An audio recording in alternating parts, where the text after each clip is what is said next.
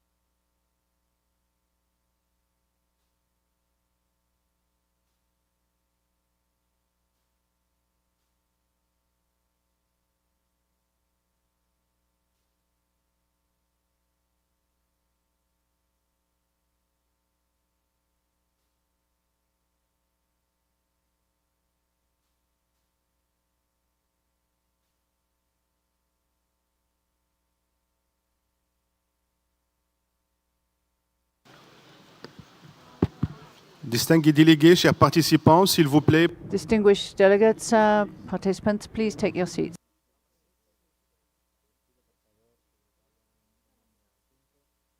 prenez place. Nous allons commencer tout de suite. Please take your seats. We are going to start straight away.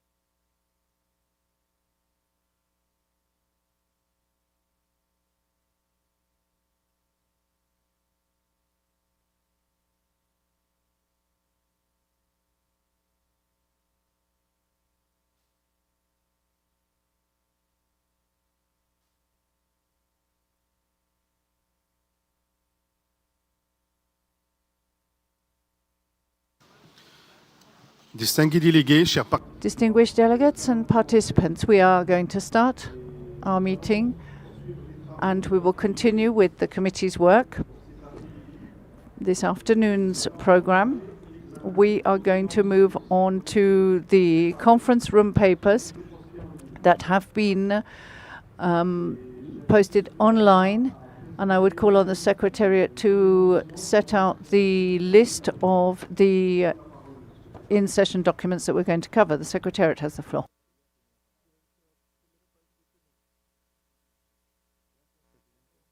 I will just refer to the documents you can see on your screen. These are the documents that have gone online already just this morning and in the lunchtime, and these we will discuss tomorrow morning.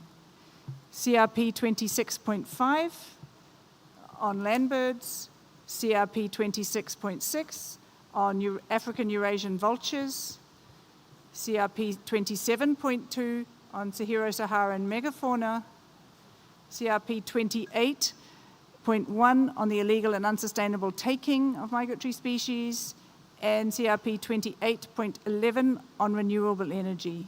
These we will take up first thing tomorrow morning. Now we will move to the CRPs that are ready for discussion right now. And I hand back to you, Mr. Chair, to begin with the first CRP.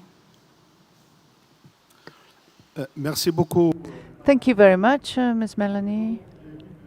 I would call on the committee to start with the consideration of document CRP 18.2, which is on cooperation between IPBES and the CMS. The document was published online, and I would like to ask if the committee, the state parties, have any comments on this document. The floor is open.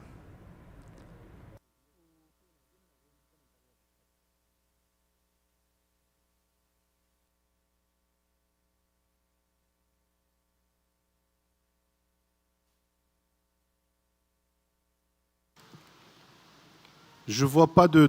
I do not see any requests for the floor. I do not see anyone requesting the floor. Can the committee consider that the document can be sent to the COP plenary for adoption? The document as it has been published on the website. It will be submitted to the COP plenary for adoption. I have South Africa. You have the floor.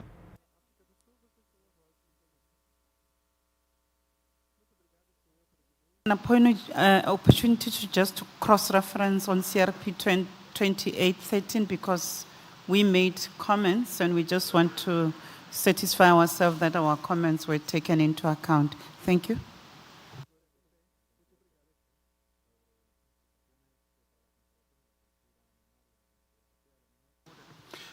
Merci.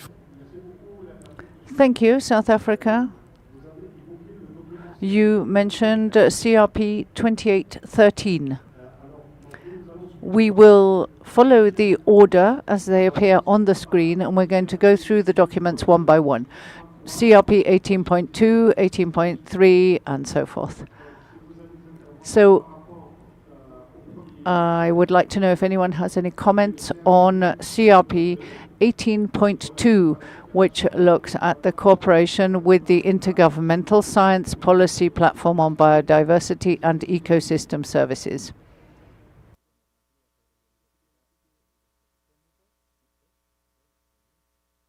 Donc, je vois... I do not see any request for the floor. So I understand that the committee wishes to submit this document as it appears to the COP for adoption.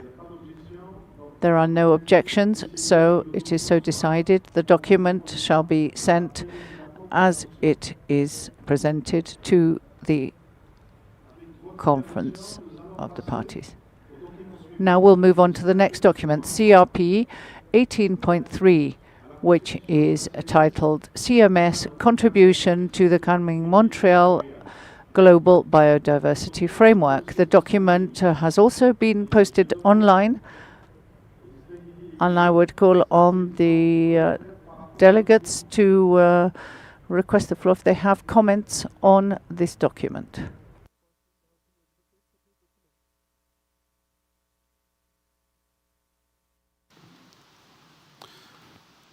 Le Brésil? Brazil, you have the floor.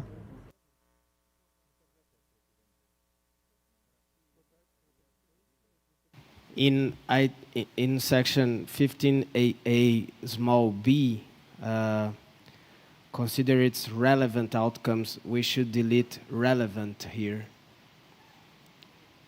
Just consider its outcomes. Thank you. Merci beaucoup. Thank you, Brazil.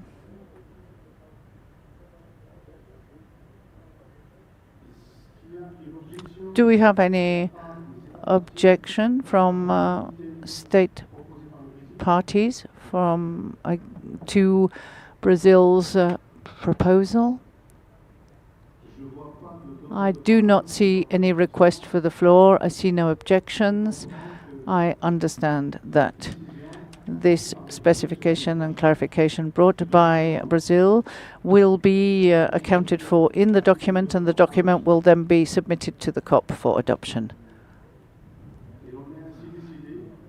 It is so decided. And now I suggest we move on to the next document, CRP 19, which is on communications, outreach, and information management. This is another document that has been published online, and I call on state parties to express their opinions on this document. I do not see any request for the floor, so Australia, you have the floor.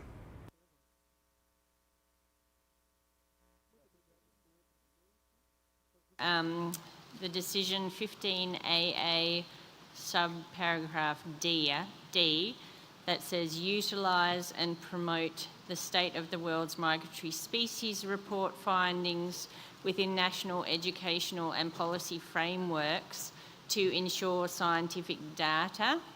I'm not sure if something is missing off the end of that sentence, but it doesn't make complete sense to me in the English version to say to ensure scientific data. You've got to ensure scientific data for something or with something, and potentially one way around it is just to delete to ensure scientific data.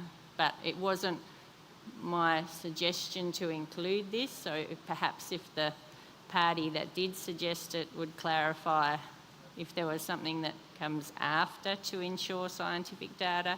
Otherwise, I would recommend deleting to ensure scientific data so that it ends within national educational and policy frameworks. Thank you.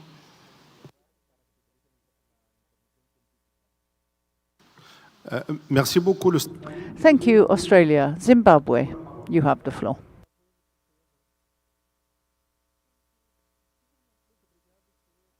With Australia, and perhaps we could just put a full stop after frameworks, so that all the words that come after frameworks on that 15AA D will just end on frameworks.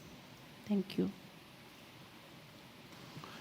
Merci beaucoup. Thank you very much, Zimbabwe. Delegates, is everyone in agreement with this clarification, which was brought to us by Australia and supported by Zimbabwe? I do not see any objections. Therefore, the document shall be reviewed on that comment and then submitted to the COP for adoption. There are no objections, no contrary opinion. It is thus decided. So we'll now go to the next document, CRP 28.2, which looks at ecological connectivity. Do state parties have any comments on this document, which was published online and covers the subject of ecological connectivity?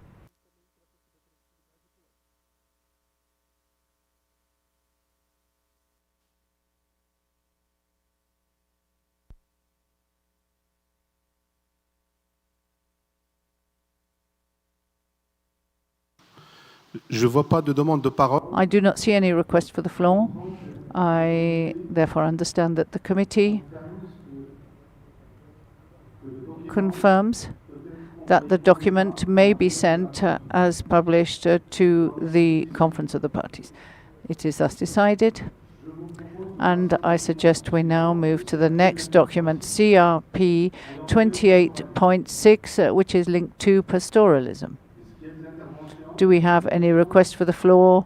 Any comments on reading the online document covering pastoralism?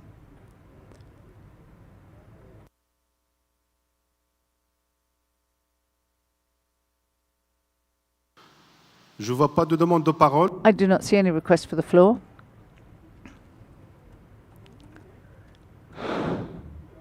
So the committee decides to submit the document on ecological connectivity as published online to the COP plenary for adoption. My apologies, says the chair. It's the document on pastoralism. 28.6. Brazil, you have the floor.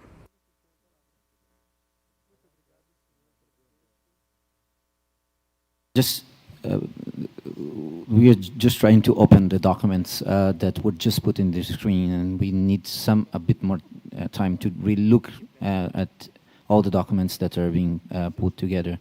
And we're just checking the ecological connectivities to see if there is the comments that we reflected in it, and it seems to be in order. Thank you very much, Mr. Chair. Merci. Thank you, Brazil. So it is okay for ecological connectivity, also for the document on pastoralism.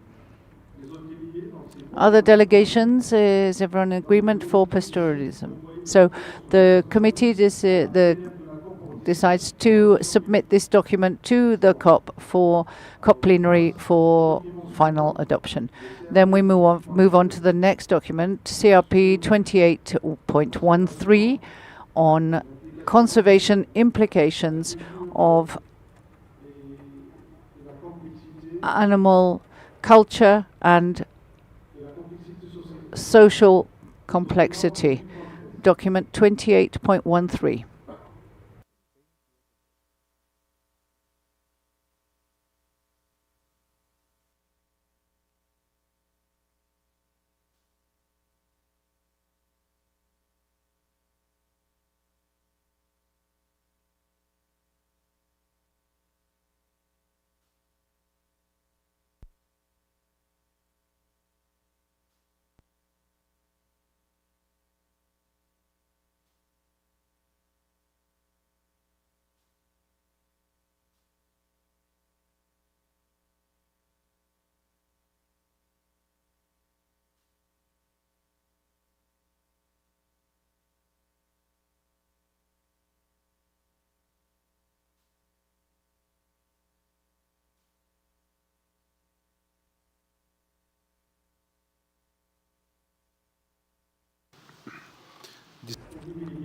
Delegates, I understand that there are delegations who would like to have more time to cover CRP 18.13. So we will cover that tomorrow with the other documents we showed earlier on the screen.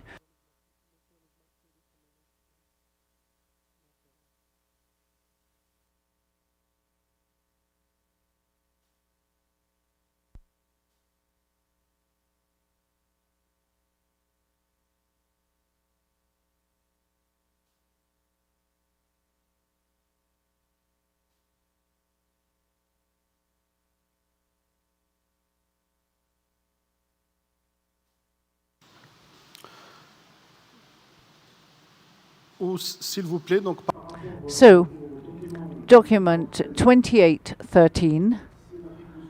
If South Africa is ready to cover this document today and Brazil is ready, also we can do that today. Otherwise, we can leave it for tomorrow's list. South Africa, would you like the floor?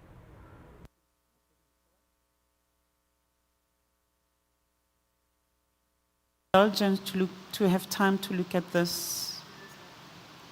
Thank you. Merci beaucoup. Thank you very much, South Africa. So document will be left for tomorrow, 28.13. We will look at tomorrow.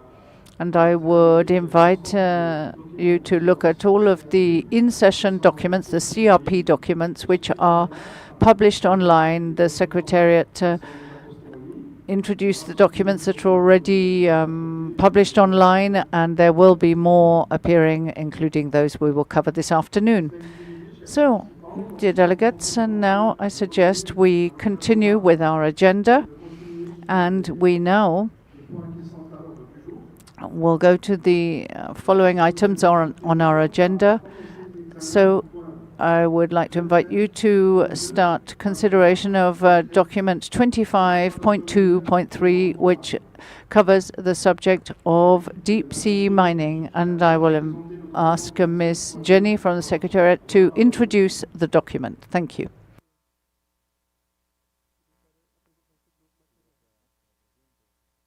.2.3 on deep sea mining was prepared by the Secretariat. The discussion on the document will take place in the Aquatic Working Group this evening. This document contains 3 annexes. Annex 1, a report, Impacts of Deep Sea Mining on Migratory Species, Review and Knowledge Gaps, written by a consultant, thanks to the funding from Australia and Monaco. Annex 2, a summary of recommendations from the review and knowledge gaps of impacts of deep sea mining on migratory species. And Annex 3, the draft decisions. The document was reviewed by the Scientific Council in December, and its comments are available in Addendum 1. There is also a related information document 25.2.3, which contains inputs received from the Dominican Republic, the Netherlands, New Zealand, and the Secretariat of the Pacific Regional Environment Programme as a result to CMS notification 2024/013, titled Deep Seabed Mineral Exploitation Activities and Migratory Species. The Conference of the Parties is recommended to endorse the report contained in Annex 1 of this document, adopt the summary of recommendations in Annex 2 of this document, and adopt the draft decisions contained in Annex 3 of this document. Thank you, Mr. Chair.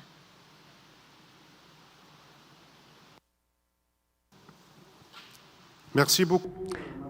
Thank you very much, Ms. Jenny. The floor is now open on the item 25.2.3 on deep sea mining.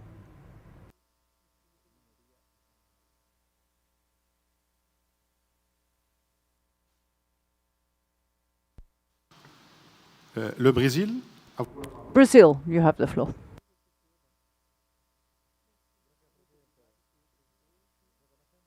The legitimacy of concerns regarding the potential impacts of deep sea mining on migratory species, their habitats, and their prey. At the same time, we underline that this matter falls within the specific mandate of the International Seabed Authority, which is the competent forum to regulate activities in the area and its mineral resources under UNCLOS and the 1994 agreement. In this context, we can support voluntary and non-binding guidance that reinforces a precautionary approach, independent research, monitoring, data transparency, impact mitigation, and the development of technical guidance, including in coordination with the ISA, and taking into account the capacity building and marine technology transfer opportunities opened by the BBNJ agreement. In this sense, we do have some comments to send to you, and we'll do it by email. Thank you very much.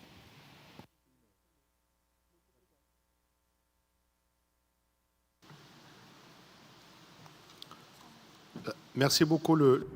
Thank you, Brazil. France, you have the floor. Thank you, Chair. I would like to take this opportunity to thank Brazil for organizing this COP, for the quality and the warmth of the welcome and hospitality. We'd also like to thank Brazil for organizing the high-level segment with the presence of President Lula. And we'd like to thank Brazil for everything. We would like to recall that industrial exploitation of mineral resources in the seabed cannot be undertaken unless, as long as we have insufficient scientific data. We are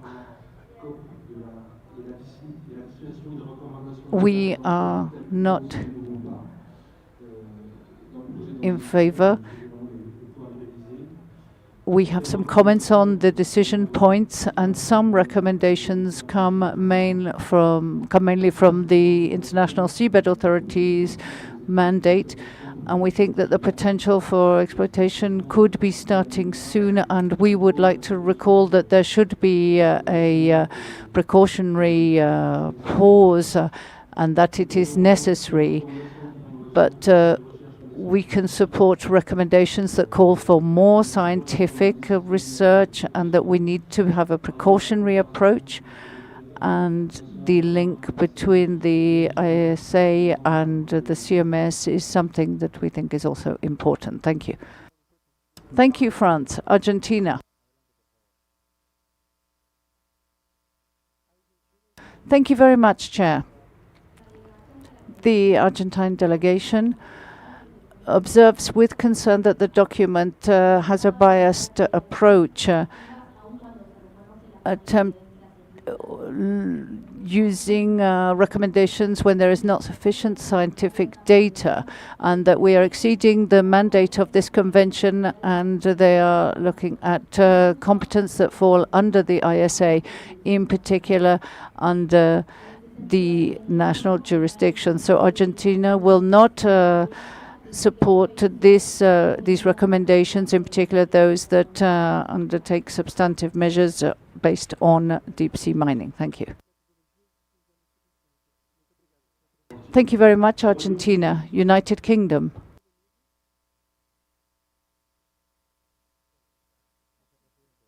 To see positive progress on this work following significant deliberations at COP15 to agree Resolution 14.6 on deep seabed mineral exploitation activities.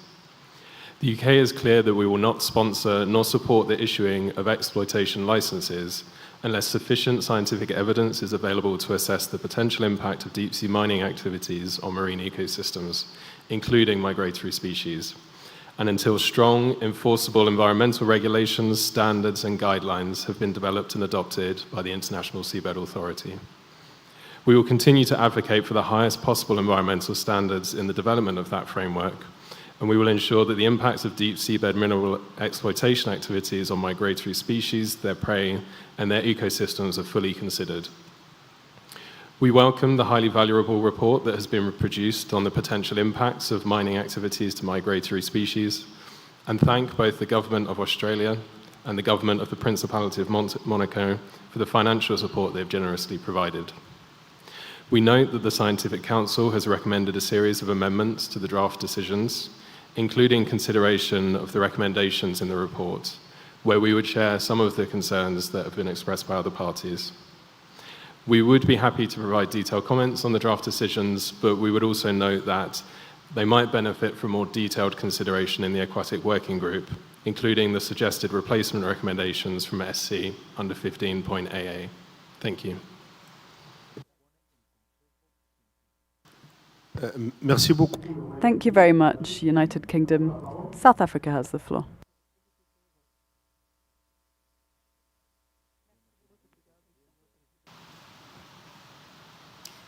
South Africa knows that the provisional findings in the report are inconclusive as to the degree of impact on migratory species.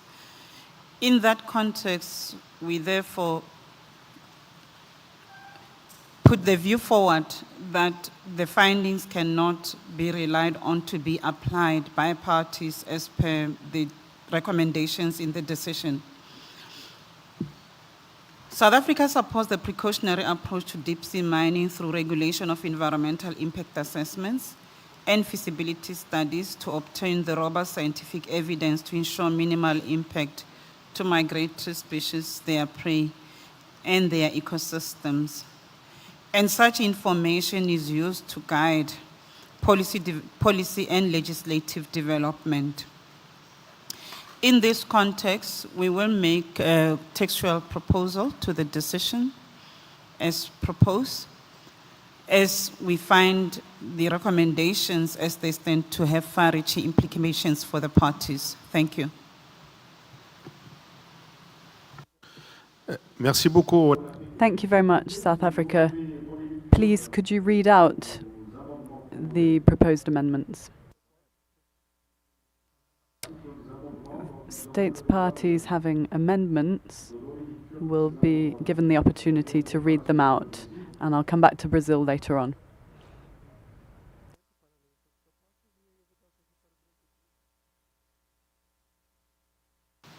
Si vous n'êtes pas prêt, l'Afrique. If you are not ready, South Africa, to read them out. Oh.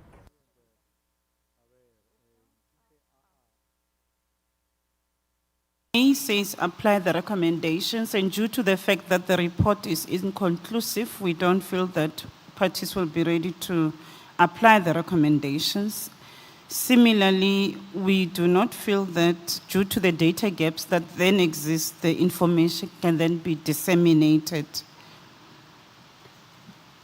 In that context, therefore, we propose that parties are encouraged to consider the recommendations, noting the gaps that exist. But we do not feel that this is a report that we can then be disseminating. Thank you. Merci beaucoup, l'Afrique. Thank you very much, South Africa. Panama, you have the floor. Thank you, Chair.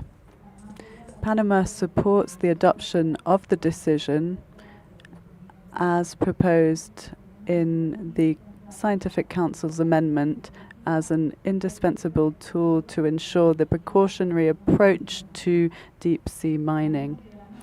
We also consider that endorsing the report at this time may be interpreted as an implicit acceptation of this approach with mitigation schemes. However, moving forward in that direction would be scientifically and politically premature, as there is still a lack of knowledge on irreversible and cumulative effects of these activities. These uncertainties are significant, but they also have global and long-term implications which cannot be managed or compensated through traditional mechanisms.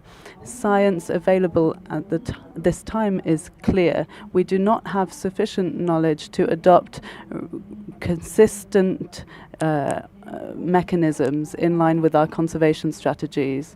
In light of this, we reiterate our call for a moratorium, which has been issued since 2022 and has been supported by around 40 parties. This recognition shows that increasingly moving forward without scientific evidence would severely threaten underwater species, including migratory species. This is fully relevant within the CMS, in our view, and international deep-sea mining is a growing threat for migratory species, whose life cycles, migratory routes, and habitats, including seamount ecosystems and seabeds, may be alterated in a significant manner by noise, excessive sedimentation, pollution, and the degradation of habitats, which can be caused by this activity. Given the transboundary nature of these species and the interconnectivity of marine ecosystems, this impact may go beyond national jurisdictions and requires a coordinated approach in line with the objectives of the Convention. Therefore, adopting this draft decision is not just in line with the CMS mandate, but it is also necessary to ensure that we prevent irreversible damage to migratory species and the ecosystems that they depend on, with the precautionary approach as a priority. Thank you.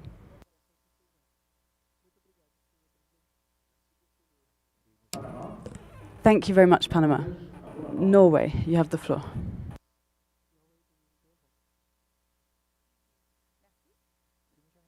We thank the Secretariat for the production of this report. As several countries have flagged, we also have some concerns related to the report. We find that it provides a biased, imprecise, and in some cases incorrect presentation of facts, and that it is based on older reports despite the existence of newer research which is available.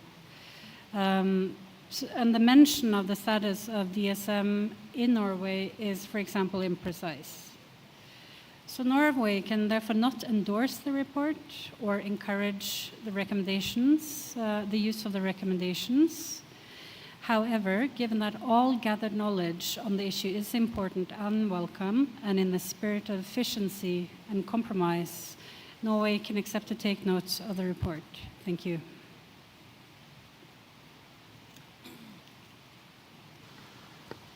Merci beaucoup. Thank you, Norway. Brazil. I shall now come back to you to give you an opportunity to read out the amendments you had put forward in your first statement.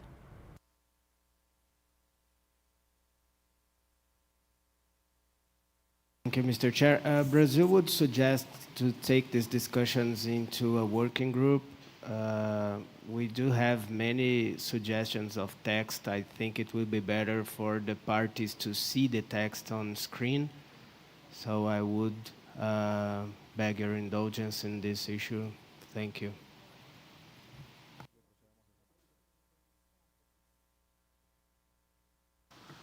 D'accord. Merci beaucoup. Very well. Thank you, Brazil. I will finish the list of speakers.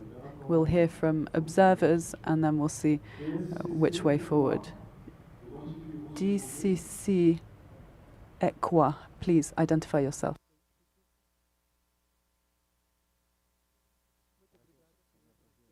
I am making this intervention on behalf of the Deep Sea Conservation Coalition.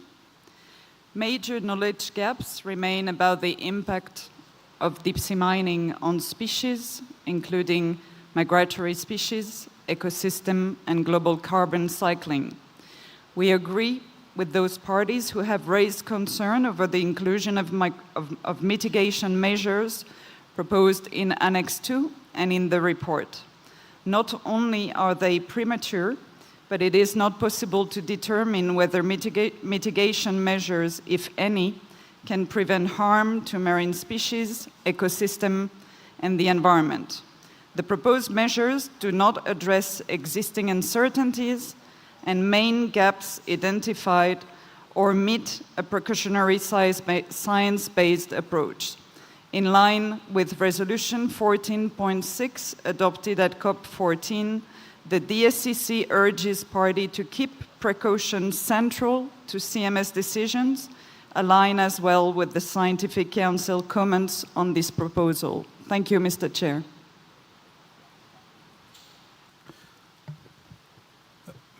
Merci beaucoup. Thank you very much, Madam. The European Union has the floor.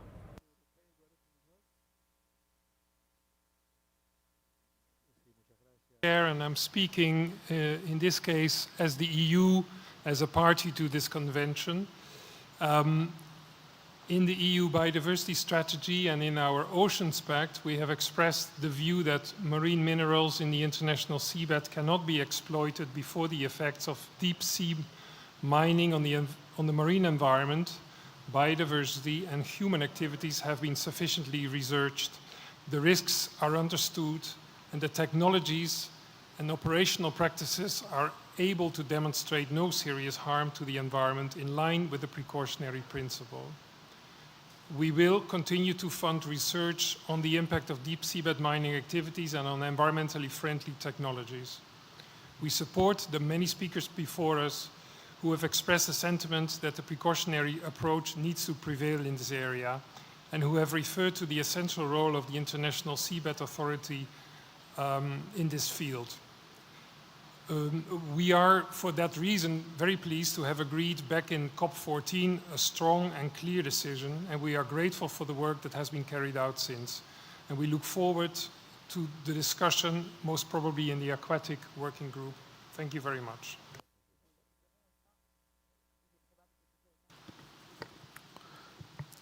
Merci beaucoup, l'Union européenne. Thank you very much, the European Union. Germany, you have the floor.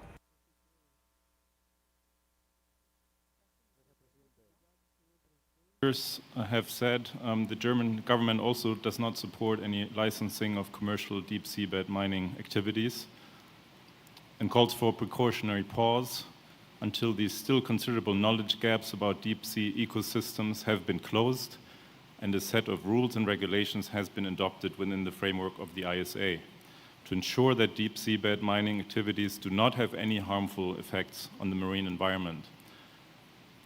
We therefore fully continue to support the resolution 14.6, which we have negotiated at the last COP. And with respect to the item at hand and the recommendations and decisions, we have a number of suggestions how to take this forward. And as my colleague from Brazil and also from the UK have mentioned, that would be it would be beneficial in our view to take this to the working group so that we can take it there and see where we land with some of the more intricate text changes. Thank you. Merci beaucoup. Thank you very much, Germany. Cyprus.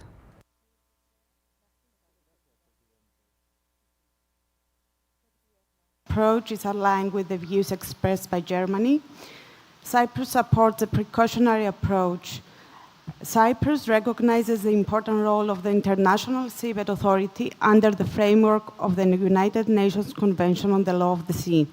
At the same time, given the limited scientific knowledge about the environmental impacts of deep sea mining, Cyprus supports the precautionary approach and the idea of precautionary pause until sufficient evidence and an appropriate regulatory framework are in place. We look forward to discussing more in detail in the Aquatic Working Group. Thank you. Merci beaucoup. Thank you very much, Cyprus.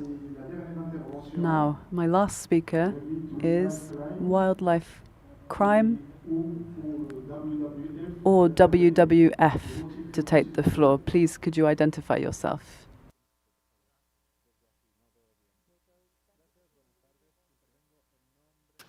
And as this is the first time we take the floor in the Committee of the Whole, we would like to thank the Brazilian government for their warm bem-vindo, thank the people of Mato Grosso and of Campo Grande, and the Secretariat for their hard work. Et de plus, je vous souhaite, Monsieur le Président. And Chair, I also wish to congratulate you on your election.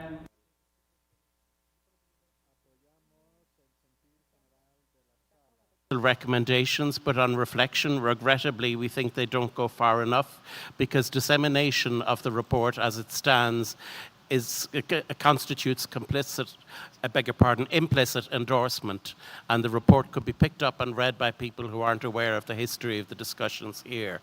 Therefore, we agree with those who prefer to simply note the report, and we look forward to contributing to the discussions in the Aquatic Working Group.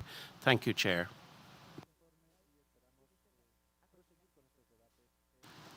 Merci beaucoup, Thank you very much, WWF. Poland, you have the floor.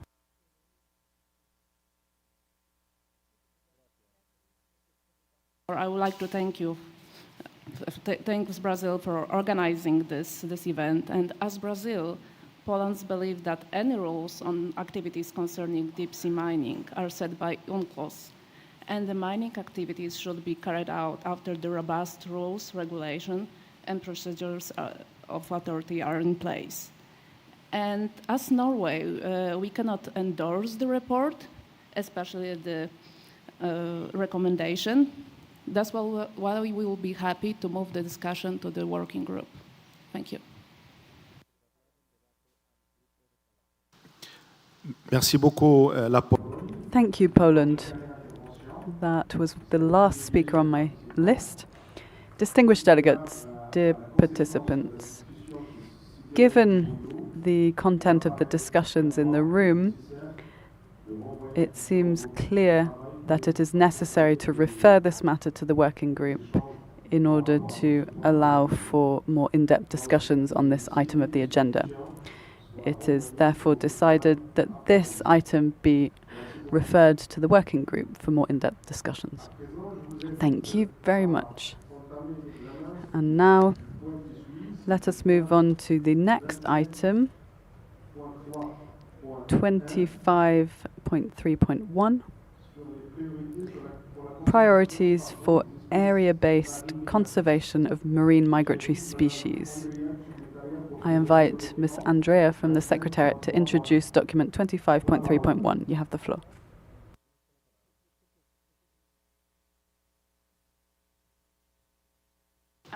Document 25.3.1 on priorities for area-based conservation for marine migratory species was prepared by the Secretariat. The discussion on this document will be taking place in the Aquatic Working Group. This document has 3 different annexes. Annex 1 contains a draft resolution on important marine turtle areas, or IMTAs. Annex 2 contains a draft resolution on priorities for area-based conservation of marine migratory species. And Annex 3 contains draft decisions. This document was reviewed by the Scientific Council and has an addendum where the Council's comments and recommendations are reflected and provided to COP. There are also 3 related information documents that you may wish to review in conjunction with this agenda item. Information document 25.3.1a contains a report informing parties on newly identified important marine mammal areas. Information document 25.3.1b contains the report Ocean Travelers, Safeguarding Critical Habitats for Migratory Sharks and Rays, providing an overview of newly identified important shark and ray areas for CMS-listed species. And information document 25.3.1c contains important marine turtle area guidelines 1.0, which outline the criteria and process for identifying IMTAs. The Conference of the Parties is recommended to adopt the draft resolution on important marine turtle areas contained in Annex 1, to adopt the draft resolution on priorities for area-based conservation of marine migratory species contained in Annex 2, and to adopt the draft decisions contained in Annex 3 of this document. Thank you, Mr. Chair. Merci beaucoup. Thank you very much, Ms. Andrea. Before we open the floor, I would like to ask the Secretariat to please make a brief announcement regarding translation.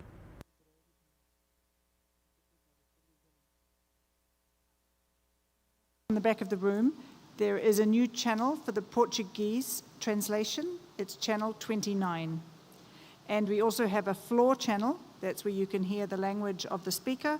That's channel 25. The channels for English, French, and Spanish remain the same.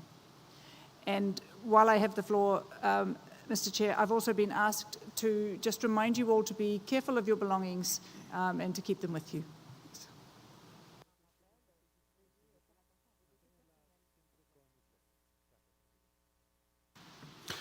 Merci beaucoup. Thank you very much to the Secretariat. Distinguished delegates, dear participants, the floor is now open on item 25.3.1 of our agenda on priorities for area-based conservation of marine migratory species.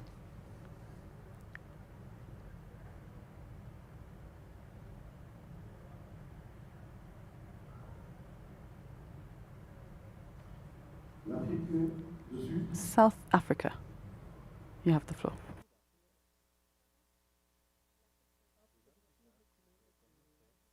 Important shark and race areas, ISRAS, important marine turtle areas, IMTAs, ecologically and biologically significant areas, EPSAs, important bird areas, IBAS, and other similar scientific frameworks are key advisory tools for guiding spatial conservation and management, including for marine spatial planning and the design of marine protected areas and any other areas outside marine protected areas. This is already factored into South Africa's approach to marine spatial planning approach. Important marine mammal areas and important bird areas have already been recognized as southern coastal and shelf waters of South Africa, important marine mammal areas. Research continues in the CMS relevant species and the associated habitat. South Africa therefore supports the resolution on identifying priorities for area-based conservation of marine migratory species. Thank you. Merci beaucoup, l'Afrique du Sud. Thank you, South Africa. New Zealand, you have the floor.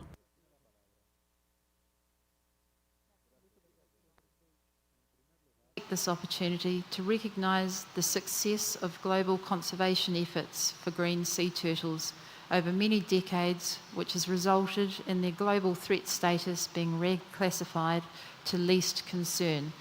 This is both a significant and a rare achievement. It highlights that the conservation efforts we are collectively engaging in are working and they should be continued. It also gives us hope for the future of other marine turtle species. We support the Blue Corridors for Sea Turtles initiative to help establish IMTAs, and we recognise the importance of them to sea turtle conservation.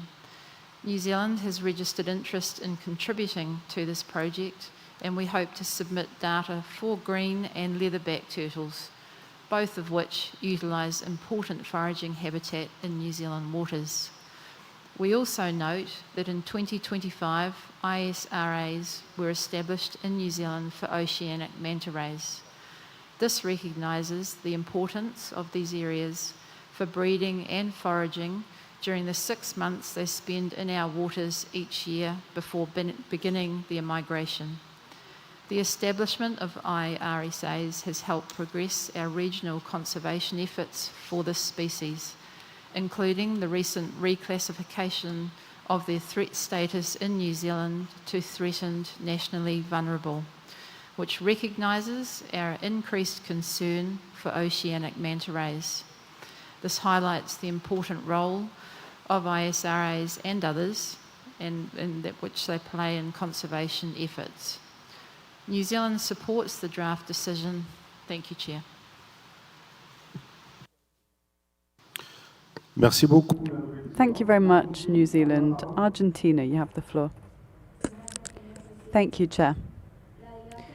The Argentine delegation believes that it's relevant to highlight that the National Fisheries Research Institution has robust information on the distribution and use of habitat for cartilaginous fish obtained through research campaigns over 4 decades, as well as commercial fleet data.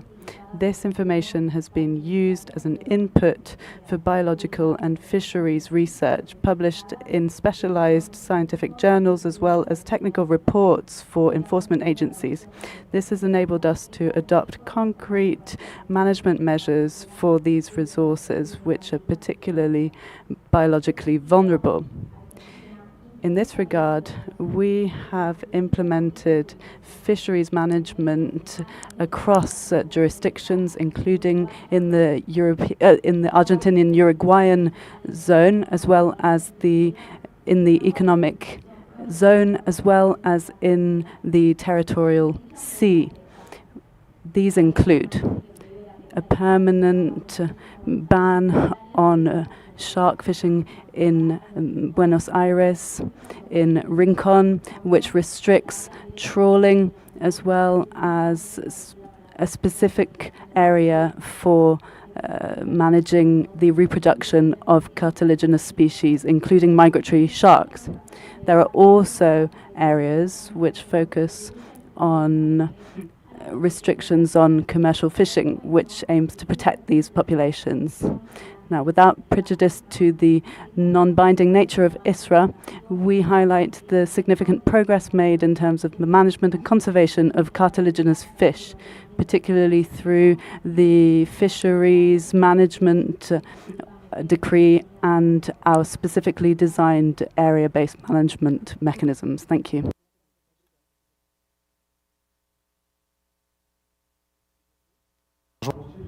Thank you, Argentina. Kenya.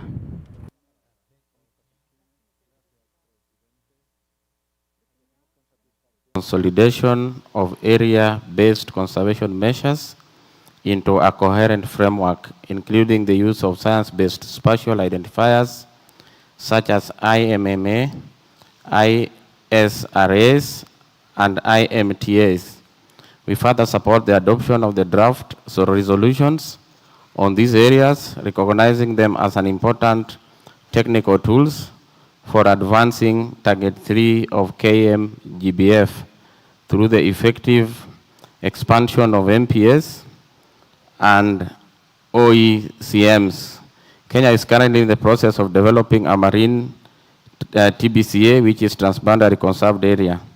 Kenya also endorses the request for the Scientific Council to report on enhancing the long-term effectiveness of protected areas in the context of climate change, and emphasizes the need for climate-responsive spatial planning that reflects shifting migratory patterns of the marine species.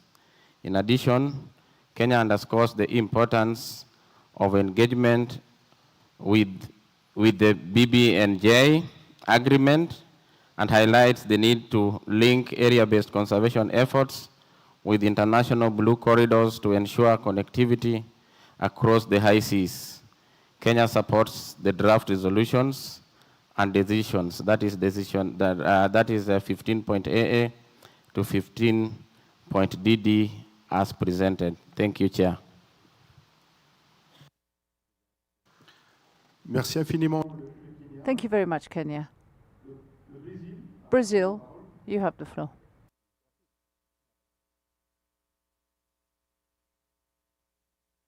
Brazil supports the overall direction of the draft resolutions on important marine turtle areas and on area-based priorities for the conservation of marine migratory species. We see clear value in strengthening the scientific identification of important areas for marine mammals, sharks and rays, and marine turtles, including through the compilation of existing data and the development of further studies. In our view, these tools can make an important contribution not only to marine spatial planning and the design of marine protected areas, but also to environmental impact assessment processes, including under the BBNJ agreement. Brazil also underscores the relevance of this work for ecological connectivity, ocean health, and climate resilience, particularly in light of the role of coastal and marine ecosystems such as beaches, reefs, seagrass beds, and mangroves for both migratory species and nature-based solutions and/or ecosystem-based approaches. In this context, Brazil believes the CMS can make a useful and complementary contribution to the KMGBF, building on national experience and supporting synergies with broader international efforts. And Brazil do have some comments and text to suggest, and we also would like to ask you if we can take this item to the working group to further discuss and improve the text. Thank you very much. Merci beaucoup. Thank you very much, Brazil. UNEP, you have the floor.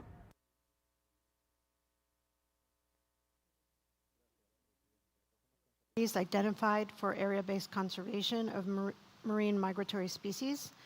UNEP would like to highlight the role of the Regional Seas Conventions and Action Plans, and in particular their protocols on specially protected areas and biodiversity. They provide regional legal and governance frameworks for the establishment and management of marine protected areas, ecological networks, and other area-based management tools. These regional frameworks support the conservation of important areas for migratory species within national jurisdiction and can contribute to ensuring coherence and complementarity between area-based management measures adopted within national jurisdiction and those adopted in areas beyond national jurisdiction, including under the BBNJ agreement, particularly in regard to ecological connectivity. UNEP stands ready to continue supporting and working closely with parties, the CMS Secretariat, all the regional seas and relevant partners in advancing these efforts. Thank you. Merci beaucoup, UNEP. Thank you, UNEP. Akobams.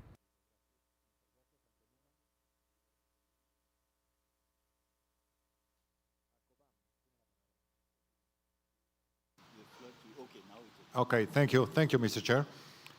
Akobams was wondering whether we can add a reference to a resolution on which was adopted by the meeting of the parties of Akobams in the preambular. I can provide some wording.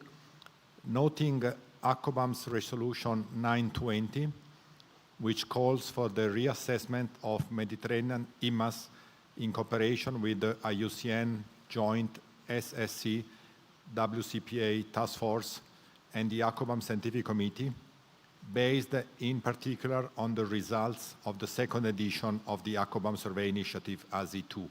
And I will be happy to provide the text to the Secretariat if you agree with this addition. Thank you very much.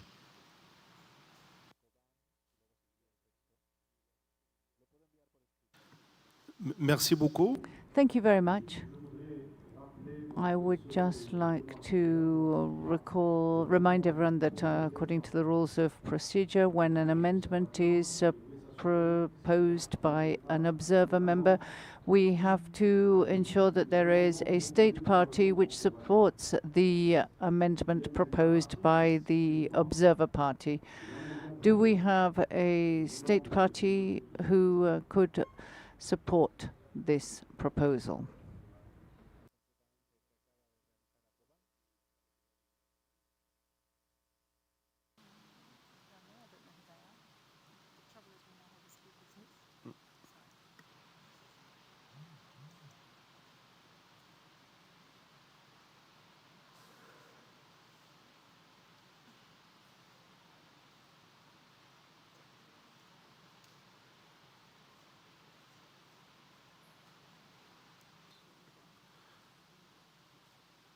Monaco. Monaco. Thank you, Chair. Monaco would like to support the statement made by Akobams. Thank you. Thank you, Monaco. So we'll continue with our list of speakers. Ocean Care, you have the floor.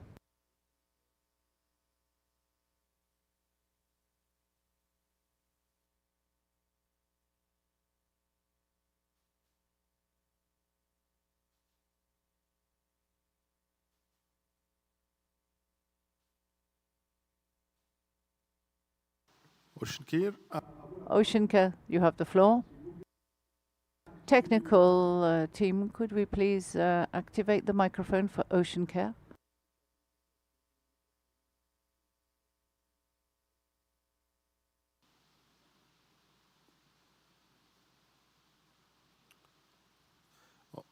En attendant, probablement. While we wait for the technical assistance, I will give the floor to WWF and we'll come back to Ocean Care. WWF, you have the floor.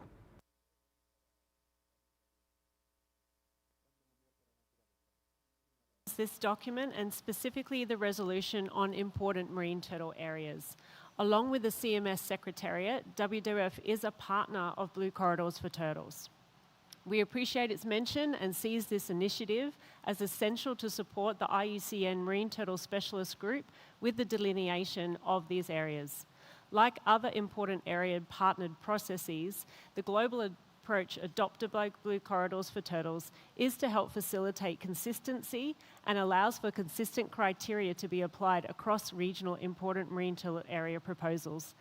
This consistency is important for uptake by governments in marine spatial planning and area-based protection processes, particularly in areas beyond national jurisdiction in order to meet national, regional and global commitments. We thank New Zealand and Kenya and other parties for highlighting this initiative and its importance of delineating these areas. WWF strongly supports resolution on important marine turtle areas and the resolution on priorities for area-based conservation of marine migratory species. Thank you, Chair.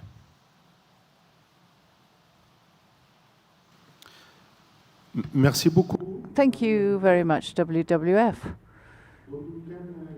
Dominican Republic. Thank you, Chair. We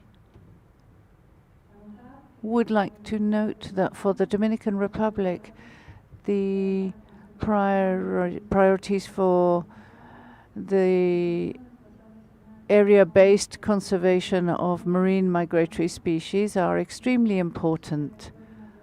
The facts speak for themselves. In the Dominican Republic, efforts by the government have made possible the declaration of the 30 by 30 for protected marine areas just in April 2025, and we were the first country in the Caribbean to achieve that goal amongst the global goals.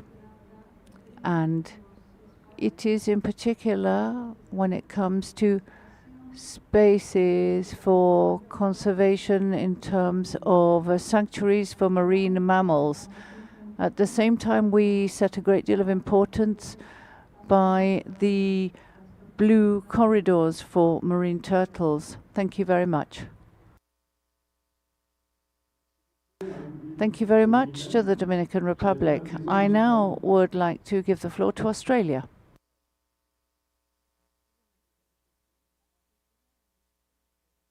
At the 8th meeting and made a number of suggested amendments which are captured in document 25.3.1 Addendum 1. We support these amendments and request that the proposed changes are incorporated into the document. Thank you.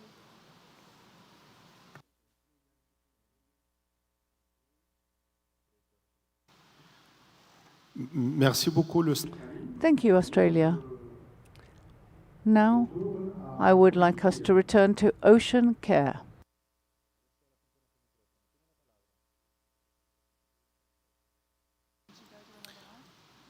Alors, en attendant, l'IUCN. IUCN, while we await the technical solution. Sorry, IWC, says the chair.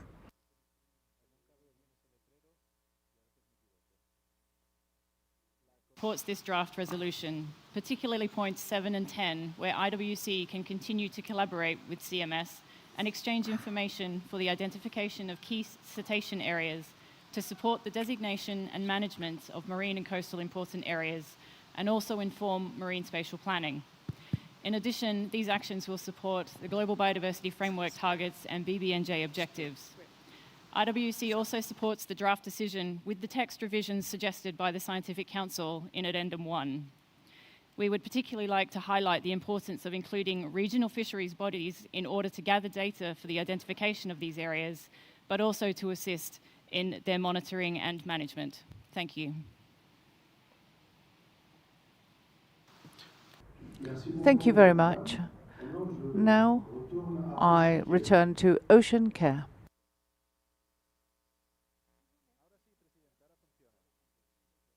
Support for this work area, the resolution and decisions.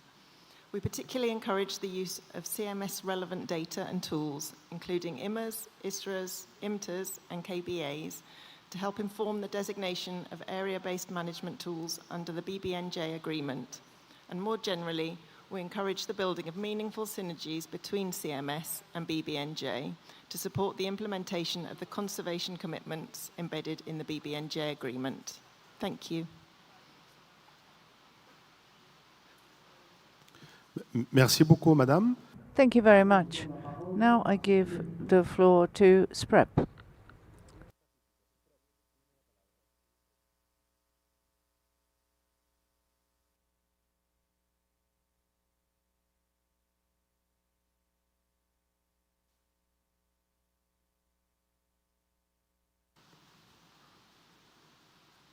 SPREP, vous avez la parole. S'il vous plaît, activez. SPREP, you have the floor. Could we please activate the microphone for SPREP?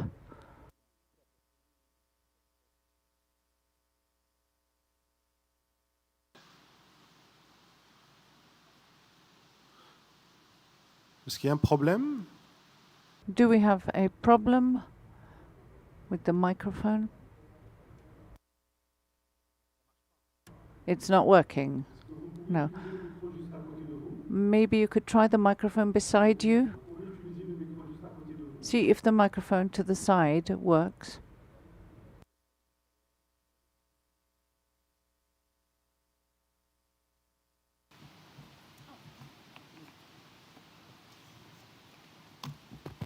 Hello.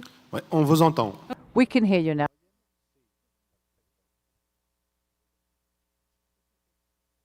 Statement is made on behalf of SPREP. IMMAs, IBAs and ISRAs have all been initiated in the Pacific Ocean to support protected area identification and management of threats. SPREP risk assessments have found 4 out of 5 species of marine turtles in the Pacific are at risk of extinction within a generation. SPREP welcomes the criteria and the identification process for important marine turtle areas developed by the IUCN SSC Marine Turtle Specialist Group and the availability of the IMTA guidance document on the website. SPREP is initiating a project this year funded by the EU to support work towards identifying IMTAs, to support collaboration across the Pacific Islands to identify these sites and increase effective protection for these highly threatened species. Thanks, Chair. Merci beaucoup. Thank you very much, SPREP. That was the last request for the floor on my list. Distinguished delegates, in terms of the way forward, we have some options. First of all, we could ask the Secretariat to draw up a CRP, or we could take this to the working group, but that depends on the amendments proposed by Brazil. If there are many and consistent, then we will need the working group. Otherwise, we can move to a CRP. Brazil, what do you think?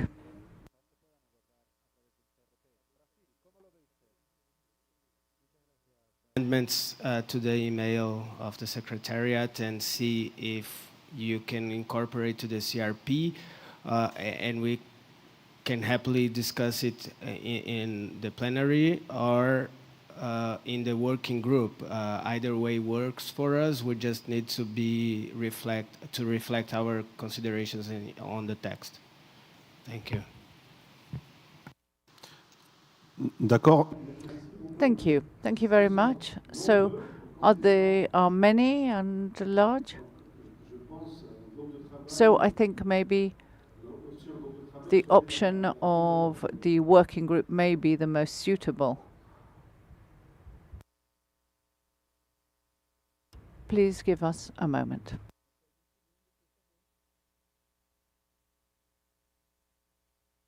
Donc la question sera renvoyée au groupe de travail correspondant. The matter will be sent to the working group for more in-depth discussion. Thank you. So now we will continue with our agenda and we will move on to the next item, which looks at vessel strikes. And I invite Ms. Jenny from the Secretariat to introduce document 25.3.2. You have the floor.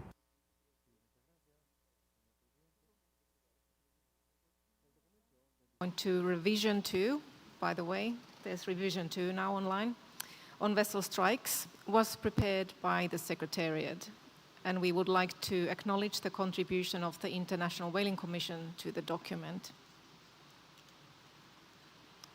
The discussion on the document is planned to take place in the Aquatic Working Group or here at the COW. This document contains one annex, and that's the draft decisions.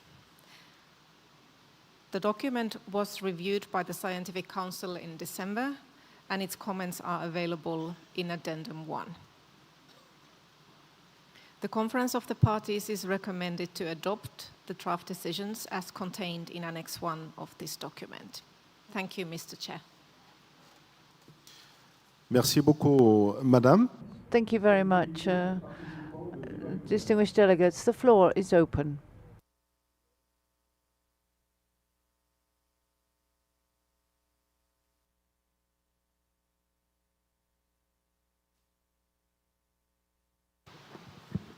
Le Royaume. United Kingdom.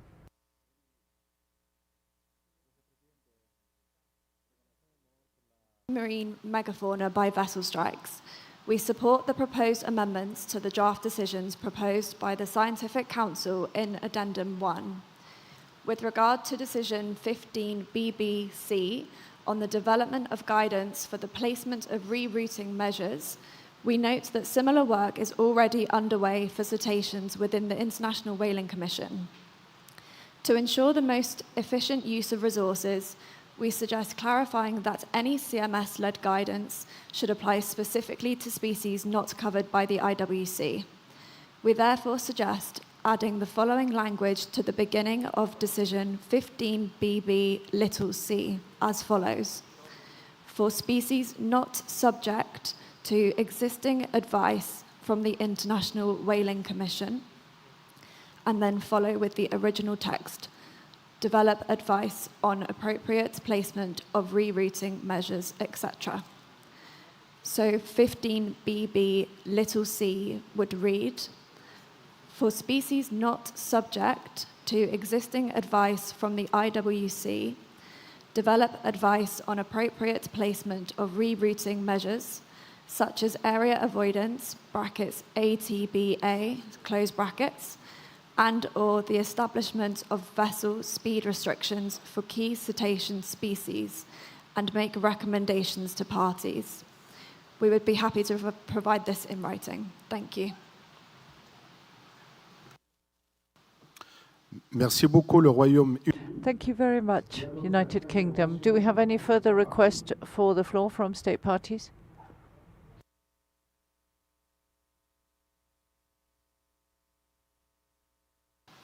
L'Afrique. South Africa.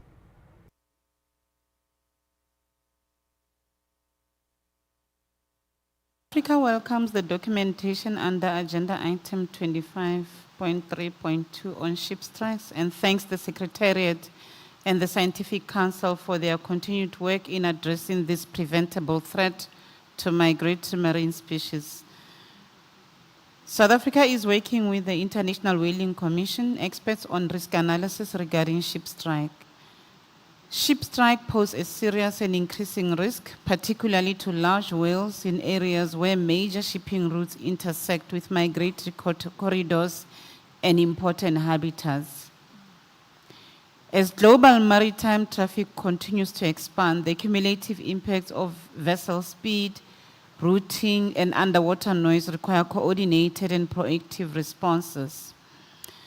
South Africa supports the CMS efforts to promote ship strike risk assessments and hotspots identification, vessel speed management and routing measures where appropriate, improved monitoring, reporting, and data sharing, and integration of ship strike mitigation into marine spatial planning and environmental assessment processes.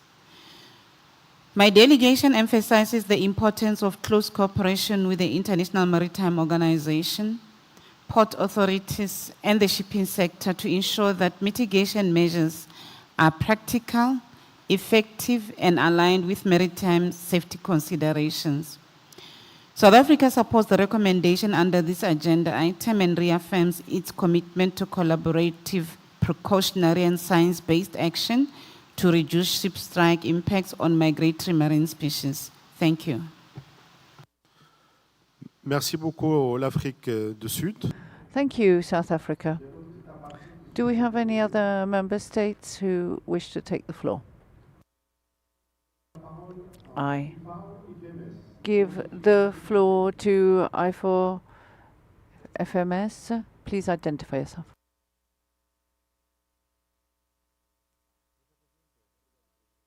On behalf of I4 and Ocean Care. Vessel strikes continue to be a significant welfare and conservation threat to migratory megafauna.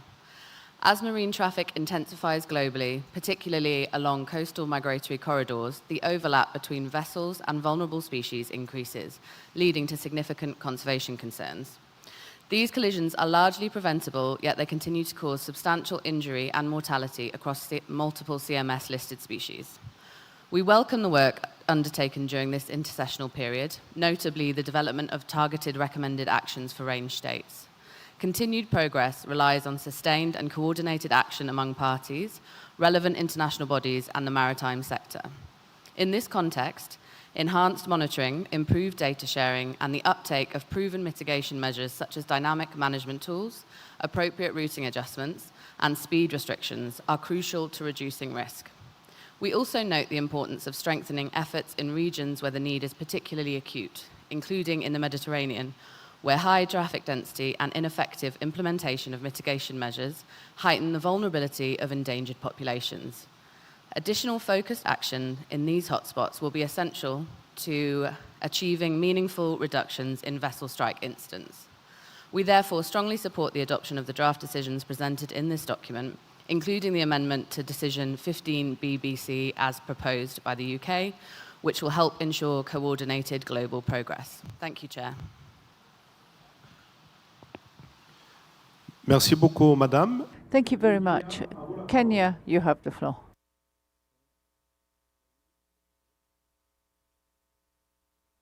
Thank you, Chair.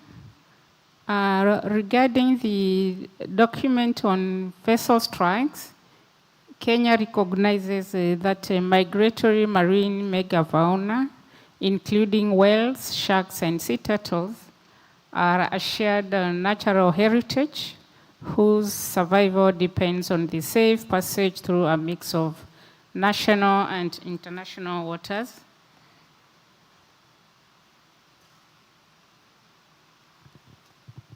So vessel strikes represent a transboundary bottleneck that threatens the integrity of global blue corridors. Kenya advocates for a formalized technical bridge between the CMS Secretariat, the International Whaling Commission, and the International Maritime Organization. This is because mitigation measures against vessel strikes must move beyond voluntary guidelines to become integrated into the IMO's safety of navigation protocols.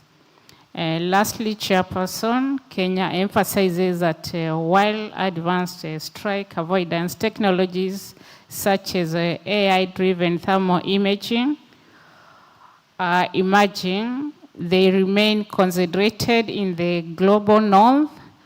And in the spirit of the biodiversity beyond national jurisdictions, we call for focused technology transfer to ensure developing coastal states can monitor and manage their own busy shipping lanes effectively. Thank you, Chair. Merci beaucoup. Thank you, Kenya. That was the last speaker on my list. Distinguished delegates and participants, on the way forward for this item, I would propose that the Secretariat draft a CRP, an in-session document that we will then come back to discuss. I see the European Union has requested the floor.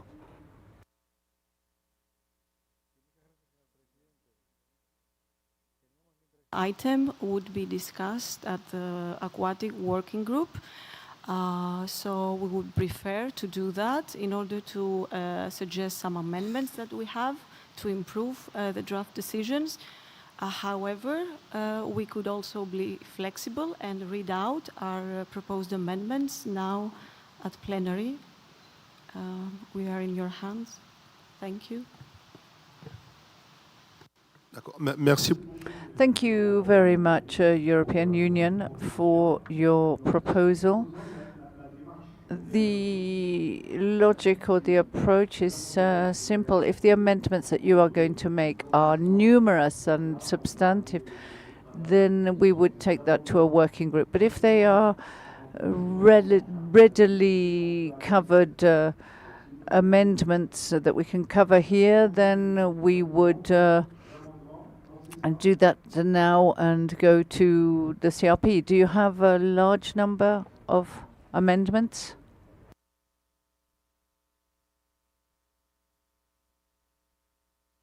Thank you again, Mr. Chair. We could read out our amendments here now, if that is... D'accord. La parole est à vous. Merci. Very good. You have the floor.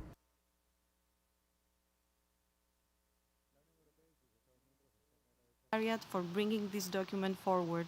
We recognize the threat posed by vessel strikes to marine megafauna species listed in the CMS appendices and welcome the progress reported on the implementation of the relevant decisions to reduce this risk. Moreover, we appreciate the important and extensive work of the International Whaling Commission on this important issue. We can support the proposals made by the Sessional Committee on paragraphs of decisions 15AA and 15BB. In addition, we propose the deletion of paragraph a, c, I of draft decision 15AA as it appears to constitute duplication of work. The IWC has already undertaken an extensive risk analysis and therefore the added value for parties to undertake another one remains unclear. In addition, the IWC and IMO held a workshop the week of 12 January 2026 on the methodology for identifying species and areas at risk of vessel strikes, which is part of an ongoing process to develop joint guidance for risk assessments for vessel strikes. We believe it will be beneficial for the CMS to align with this process and for the Secretariat to liaise with IWC and IMO on this. We propose then some amendments in draft decision 15BB, point A and point C, to further emphasize this. And we have already submitted our amendments in writing to the Secretariat. Thank you, Mr. Chair. Merci beaucoup, l'Union. Thank you very much to the European Union.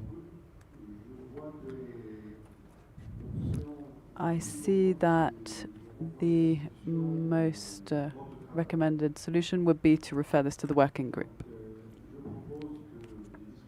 I therefore suggest that in-depth discussions take place within the working group on this item of the agenda. Are there any objections to this way forward? I see none. It is so decided. The item will be referred to the working group for in-depth consideration. Distinguished delegates, dear participants, I suggest that we move forward to the next item, which is 25.3.3, conserving seamount ecosystems. And I invite Miss Heidi from the Secretariat, says the Chair.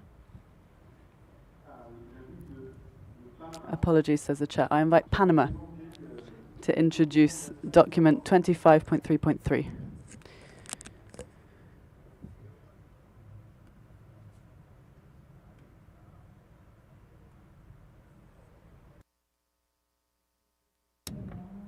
Apologies, Chair. I just need one moment to open up my document. Very well.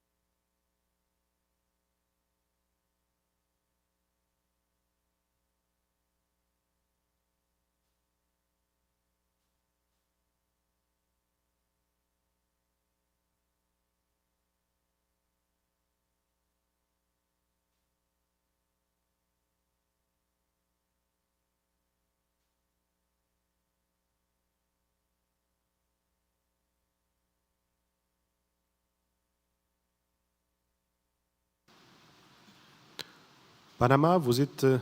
Panama, are you ready to introduce this document?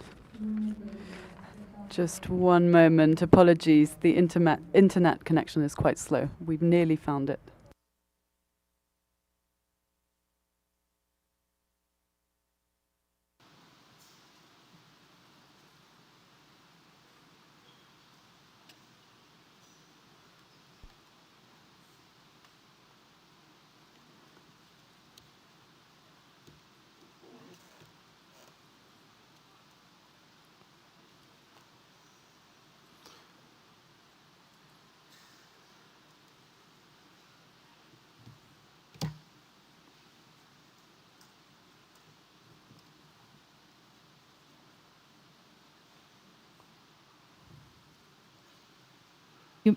Thank you, C'est Mr. bon. Chair. Apologies for the delay. I am proud to present document 25.3.3, Conserving Seamount Ecosystems, on behalf of Monaco and Panama. The document highlights the ecological importance of seamount ecosystems as critical habitats for migratory species, acting as ecological oases along migratory pathways where species feed, breed, spawn, rest, and navigate. As such, these areas concentrate prey and sustain aggregation sites essential for the survival and recovery of migratory species. Despite their importance, seamount ecosystems are highly vulnerable to destructive fishing practices, particularly deep-sea trawling, which can rapidly degrade their ecological integrity and undermine the resilience of the migratory species that depend on them. In response to these vulnerabilities, the document recalls relevant international commitments and frameworks including CBD COP15, Decision 7/5, recognizing seamounts as priority marine features requiring protection. The UN General Assembly resolutions, beginning with Resolution 61/105, calling on regional fisheries management organizations to protect vulnerable marine ecosystems such as seamounts from destructive fishing practices, and relevant provisions of the CMS Convention, including Article 2 and existing resolutions on ecological connectivity and bycatch. Furthermore, as you have seen, this proposal is also aligned with the Samarkand Strategic Plan for Migratory Species 2032, particularly Target 2.1 on identifying and monitoring important habitats for migratory species. Target 2.2 on ensuring that such habitats are effectively conserved and managed. To support these actions, this document contains two annexes. Annex 1 presents a draft resolution on conserving seamount ecosystems, urging parties to prioritize the protection of seamounts from destructive fishing practices and to recognize their essential role as critical nodes within migratory corridors. Annex 2 presents a draft decision that propels further work under the Convention to identify and protect seamount ecosystems vital for migratory species. Therefore, the Conference of the Parties is invited to adopt the draft resolution contained in Annex 1 and adopt the draft decision contained in Annex 2. In addition, the proposal was considered by the Scientific Council at its 57th meeting, which provided comments on the draft resolution and decision contained in the addendum. Together with Monaco, Panama thanks the Scientific Council for its proposals. Monaco and Panama fully supported the proposed amendments as they clearly strengthen the scientific framing of seamount ecosystems. These amendments clarify essential links with migratory species and ecological connectivity and directly enhance the implementation and research of the resolution. Thank you. Merci infiniment. Thank you so much, Panama. Would Monaco like to take the floor?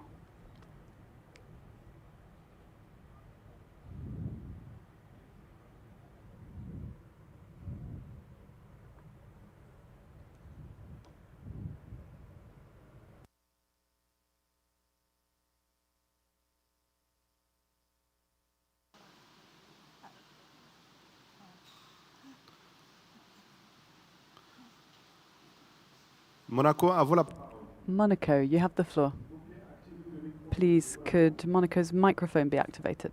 Technical team. Thank you very much, Chair, and apologies for the lag. We had to swap computers.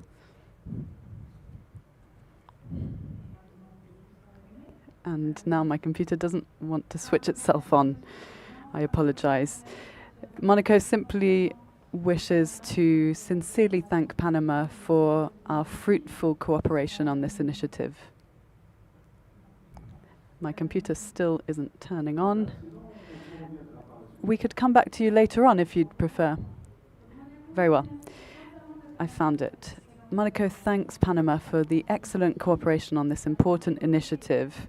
The Principality is delighted to join in this approach, which highlights the essential role of these ecosystems as critical habitats, spawning and feeding areas, as we have heard, as well as an ecological connectivity node for a number of marine migratory species. We therefore fully support the draft decision and resolution, which offer a useful framework to strengthen recognition, research and protection of these vulnerable habitats. And as has been said, we also wish to thank the Scientific Council for its proposals, which strengthen the science-based approach of this text. Thank you. Thank you very much, Monaco. Costa Rica, you have the floor. Thank you, Chair. Costa Rica, which has a very high biodiversity in marine and terrestrial spaces, supports this proposal on seamount ecosystems as they are aggregation sites for highly migratory species. We also recognize that the protection of these sites is essential for maintaining sustainable fisheries. We recognize that migratory species depend on a net of interconnected habitats across their routes, and that the degradation of seamounts is a significant threat for their survival. Costa Rica considers that the Convention on Migratory Species is an ideal platform to make progress on the protection of key migratory species through international cooperation and science-based approaches. This is why we support this proposal. Thank you. Thank you, Costa Rica. Peru. Thank you. Peru supports the draft resolution and decision contained in this document, which is fully in line with the discussions on the adoption of the Dorsal de Nazca area with an 102,000 odd kilometers surface area.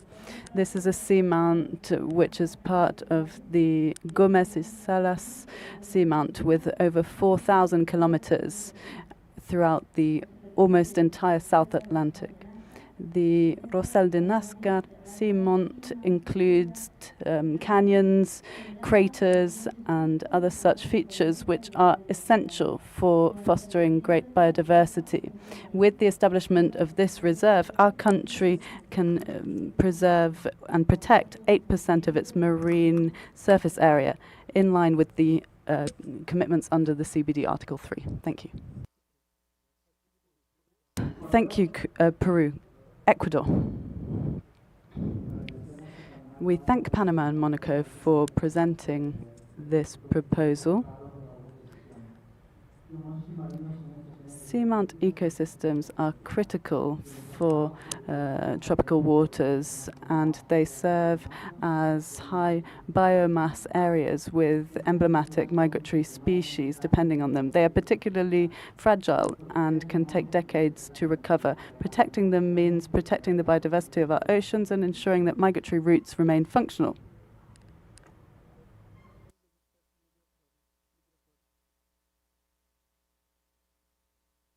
Merci beaucoup. Thank you very much. The Dominican Republic. Thank you, Chair. The Dominican Republic supports the proposal prepared by Panama. We have new protected areas, including the Orlando Jorge Mera area, which is located in the La Villata underwater ridges. These areas are not very well studied, and they are connected to a protected area in the south of Colombia. This enables us to work together to protect these spaces, as studies and research on the deep sea are costly, and we wish to draw attention to this aspect.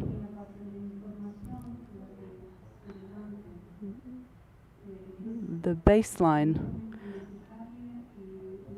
data is extremely important, and data should be shared among countries who share connected areas. Thank you.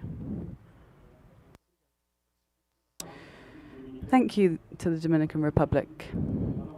Norway, you have the floor.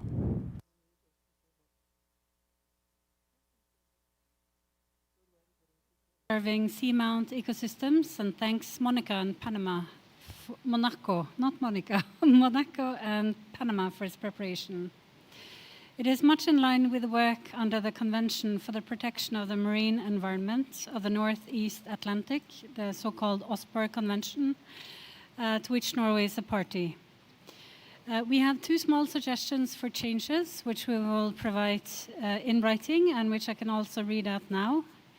In paragraph 17, the language could be updated as the BBNJ entered into force in January this year. And in the draft decisions, we would just like to suggest a small addition so as to link the operative paragraph 15BB, which is directed to parties, intergovernmental and non-governmental organizations, to link this with the paragraph 6 of the resolution. So the sentence reads, parties, if intergovernmental and non-governmental organizations are encouraged to collaborate in the protection of seamount ecosystems from destructive fishing practices, and then to add, and to coordinate efforts across all relevant fisheries bodies. Thank you.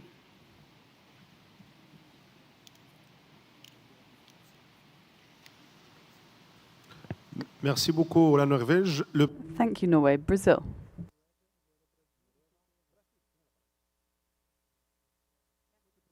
I would like to thank Monaco and Panama for the proposal, and would like also to recognize the ecological importance of seamounts as critical habitats for migratory marine species and as key nodes of ecological connectivity across ocean basins. These ecosystems function as true ecological oases along migratory routes, concentrating productivity and providing feeding, breeding, resting, and orientation areas for cetaceans, sharks, turtles, and other marine species. In this context, Brazil also wishes to highlight the particular importance of the Fernando de Noronha seamount ecosystem, a highly biodiverse and connected area of great ecological relevance for our country, which also supports an important share of fisheries in Brazil's northeast region. President Lula has expressed the intention to create a conservation unit in Fernando de Noronha to protect the seamount ecosystem, an area recognized as an EBSA under CBD. Northern Chain and Fernando de Noronha Rocas Chain. We therefore support efforts under CMS to strengthen scientific cooperation, mapping, monitoring, and conservation of seamount ecosystems, particularly through precautionary and ecosystem-based approaches, as well as greater international cooperation in areas beyond national jurisdiction. Brazil sees value in advancing non-prescriptive guidance and collaborative action to help protect these vulnerable habitats and the ecological processes on which migratory species thrive. Thank you very much, Mr. Chair. Merci beaucoup, Thank you, Brazil. Argentina, you have the floor. Thank you, Chair. The delegation of Argentina welcomes the consideration of seamount ecosystems. However, we consider it necessary to introduce adjustments in order to be consistent with the law of the sea. In this respect, we believe it's key to avoid terms which do not share the same meaning as our FMO use terminologies. We should reflect differentiated meanings where necessary. They need to be relevant without prejudice to their creation or reach. This document presents this in a uniform manner, which makes us seem as if it is homogeneous. This simplifies a much more unequal reality, and in the southern Atlantic, the situation is particularly sensitive, where there is a general RFMO for the high sea. There is a specific legislation under the ECAT as well. This does not effectively reflect the situation, nor the political or legal realities. This is compounded by another conceptual matter with terms that are not shared between the CMS and other entities. The competencies must be differentiated. The use of this terminology favors an overreach of the mandate of the CMS in specific sectors. The document also omits any reference to a matter which is key to Argentina, and we cannot focus on flag ships if this is not in line with the RFMO position. We need to better reflect the regional realities and the scientific-based evidence. We highlight the importance of improving the legal aspects of the text with the use of EEZs in the continental platform and BBNJ.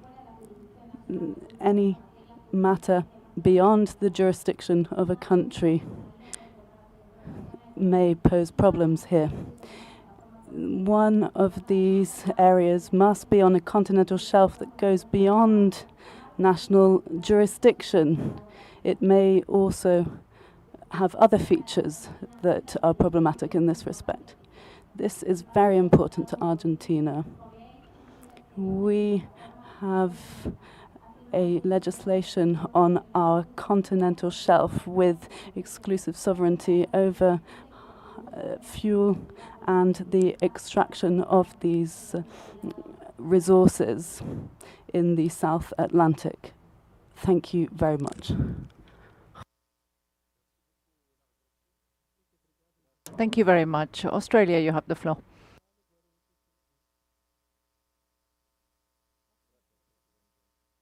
To thank the governments of Monaco and Panama for drawing attention to this important subject. We recognise seamount ecosystems as vital nodes within migratory corridors that provide essential life history functions for CMS-listed species, particularly marine megafauna, and are likely to contain vulnerable marine ecosystems.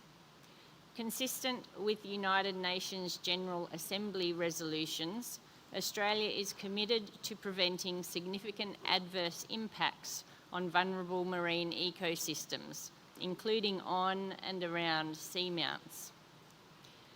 Australia welcomes the emphasis on collaborative research and international cooperation, including engagement with Indigenous knowledge holders to improve understanding of seamounts' biodiversity and their role in supporting migratory species. We would like to suggest a number of amendments to both the draft resolution and draft decisions, and these amendments seek to align the language used with that agreed in the United Nations General Assembly, recognise the processes of regional fisheries management organisations and bodies, as well as better reflect BB&J objectives. Given the process, Mr. Chair, that you have outlined insofar as whether the amendments should take time and be read out now or be addressed in a working group, because as well we are particularly keen to suggest a new paragraph which we feel would strengthen the resolution.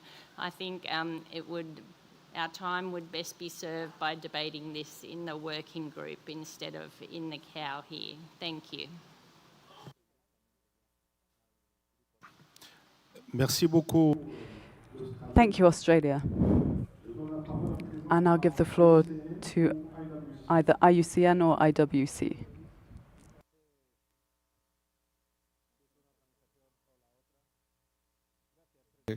Respected delegate of IWC with whom I share a mic. The IUCN welcomes the Conserving Seamount Ecosystems resolution and decision presented by Monaco and Panama. The proposal aligns well with the IUCN resolution protecting seamounts and vulnerable marine ecosystems from destructive practices adopted at the IUCN World Conservation Congress in October 2025. The IUCN resolution notably calls for the support and advocacy by states and international bodies, and I quote, for the protection of seamounts based on best available science and interconnected seamount networks for species associated with seamounts, such as marine mammals, elasmobranchs, as well as associated vulnerable marine ecosystems and pelagic fish stocks. IUCN views CMS as uniquely placed to reinforce the critical importance of seamount habitats through the lens of migratory species, in particularly those threatened with extinction, as well as their prey and the ecosystems on which they depend. As such, Mr. Chair, IUCN supports the proposal from Monaco and Panama on conserving seamount ecosystems and stand ready to provide support to CMS parties in implementation of this resolution and decision. Thank you, Mr. Chair. Merci beaucoup. Thank you very much, IUCN. Ocean Care, you have the floor.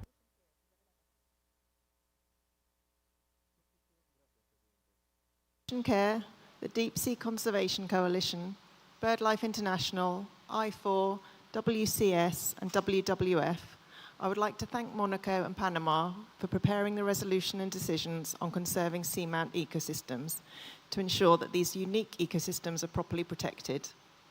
As we have already heard, seamounts are ecological oases in the open ocean, vital waypoints along migration routes, concentrating biological productivity and providing critical feeding, breeding and spawning areas, as well as navigational landmarks across vast ocean basins.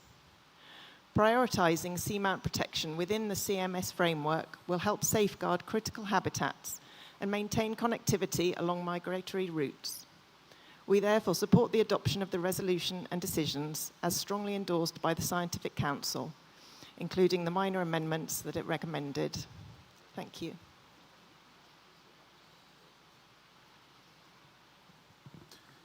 Merci beaucoup. Thank you very much. The European Union has the floor.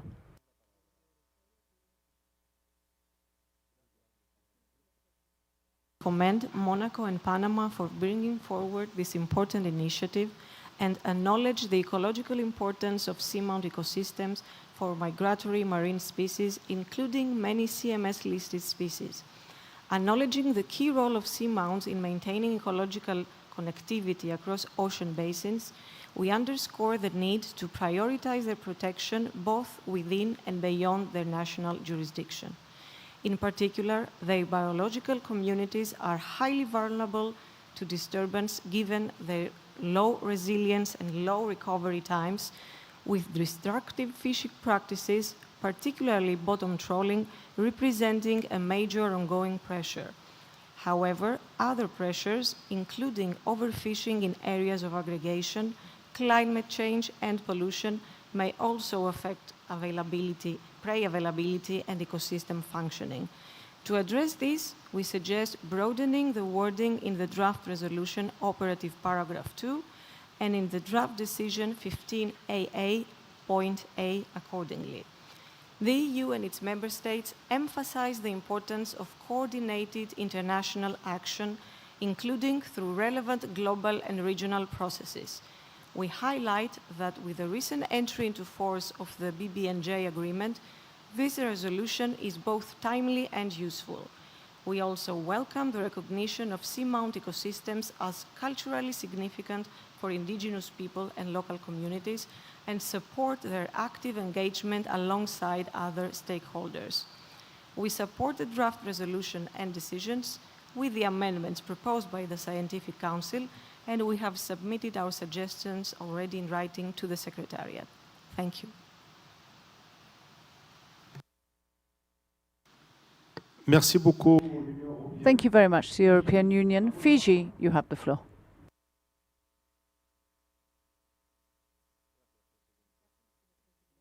And Monaco, and we wholeheartedly support the draft resolution and decision on conserving seamount ecosystem, and we strongly support its focus on protecting these critical and often overlooked habitats. As a large ocean state, Fiji recognizes that seamounts are biodiversity hotspots that play a vital role in supporting marine migratory species. Protecting seamount under CMS would also support the Kunming-Montreal Biodiversity Framework and contributes to the 30 by 30 global conservation target. It also aligns with the UNGA resolution calling for the protection of vulnerable marine ecosystem, including seamounts. On paragraph 15AA, Fiji supports prioritizing the protection of seamount ecosystem from destructive fishing practices, both within and beyond national jurisdiction. We emphasize that such efforts should be supported by strengthened monitoring, control and surveillance, as well as access to appropriate technologies for small island developing states. Fiji also supports enhanced research efforts to better understand the ecological role of seamount. Fiji supports the mandate of the Scientific Council under paragraph 15CC and stresses the importance of identifying seamount ecosystems that are critical to migratory species while maintaining ecological connectivity. We also welcome the role of the Secretariat in developing guidelines and management tools. These should be accessible, adaptable, and responsive to the needs and capacities of small island developing states. I thank you, Chair. Merci infiniment. Thank you very much, Fiji. I now give the floor to Balia Jubarte or Humanize. Could you please identify yourself? Thank you very much, Chair. Thank you very much. The Brazilian Humpback Whales Institute would like to emphatically support this very welcome proposal from Monaco and Panama, and we'd like to also join in Brazil's support. The regional fisheries management organization have historically carried out their role in managing the seamount throughout the world. Today, thanks to bodies such as the CMS, we recognize that life in the sea is not just a fisheries resource, but biodiversity with an ecosystemic role and part of the heritage of all peoples. And in particular in the South Atlantic, our peoples have used living marine resources in many more ways than just fisheries extraction. So we think CMS meets its role of safeguarding migratory marine species by supporting this type of decision. Thank you very much. I thank you. That was the last request for the floor on my list. So, distinguished delegates and participants, in view of the discussions we've had on this agenda item, we think it is necessary to submit this to the working group so that there can be more in-depth discussions, and to ensure that the discussions and suggestions on seamounts be prepared further. Now I suggest we move on to the next item of our agenda, where we come to the area covering marine mammals. We'll start with 25.4.1, conservation priorities for cetaceans, and I invite Ms. Hedy from the Secretariat to introduce 25.4.1.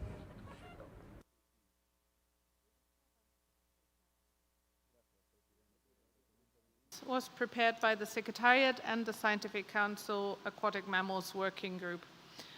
The document has not yet been discussed in the Aquatic Working Group, so this is our first discussion on it. The document contains 6 annexes. Annex 1 contains the summary and recommendations of the report on contemporary whaling and aquatic wild meat take of CMS Appendix 1 listed cetaceans.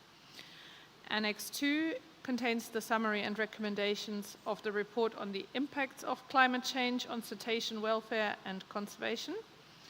Annex 3 contains the summary and recommendations of the report on out-of-habitat cetaceans. Annex 4 contains the compilation of recommendations that could be directed to the Scientific Council at COP15 and future COPs. Annex 5 contains terms of reference for the Aquatic Mammals Working Group. And Annex 6 contains draft decisions. So you can see that a lot of work on cetaceans has gone on. The document was reviewed by the Scientific Council and has been revised based on their comments. There are also 3 related information documents. Information document 25.4.1a with the quantification report on contemporary whaling and aquatic wild meat takes. B with the report on impacts of climate change on cetacean welfare and conservation. And C with the paper on out-of-habitat marine mammals, identification causes and management recommendations. The Conference of the Parties is recommended to actually note the first 4 annexes. I'll summarize a bit so I don't need to read out all the titles again. So Annex 1, Annex 2, and Annex 3 containing summary and recommendations of the 3 big reports presented to you. And also note Annex 4 with a compilation of recommendations sort of for future work. Then adopt the terms of reference for the Aquatic Mammals Working Group contained in Annex 5 of the document, and adopt the draft decisions contained in Annex 6 of the document. Thank you, Chair. Merci beaucoup. Thank you very much, Madam. The floor is open, and I would just like to remind distinguished delegates and colleagues that we have limited time, so please try and restrict your speaking time. And if you are simply supporting the document that has been introduced, please just express your support without referring to the rationale behind that or any explanations. If you have amendments or proposals, then I would suggest that they be just set out without necessarily giving the background rationale, so that we can go straight to the heart of the subject. So the floor is open. Do we have any request for the floor? Argentina. Thank you, Chair. Cooperation with the IWC is a reasonable principle and can be very useful to work with the efforts for the conservation of cetaceans. However, the current drafting that is proposed does not have sufficient avoidance of duplication and overlap of work and displacement of the agenda into both fora. so where the mandates are relevant institutionally. So it would be advisable to adjust the information for the relevant parties to ensure that we have institutional complementarity and that we avoid an overlap of mandates. And this would help us to maintain interinstitutional cooperation which is positive and avoids the confusion of the distribution of work between the IWC and CMS. Thank you. Thank you very much, Argentina. The Dominican Republic, you have the floor. Thank you, Chair. We would like to express our support for the position that has just been expressed by Argentina. Thank you. Thank you very much to the Dominican Republic. United Kingdom, you have the floor.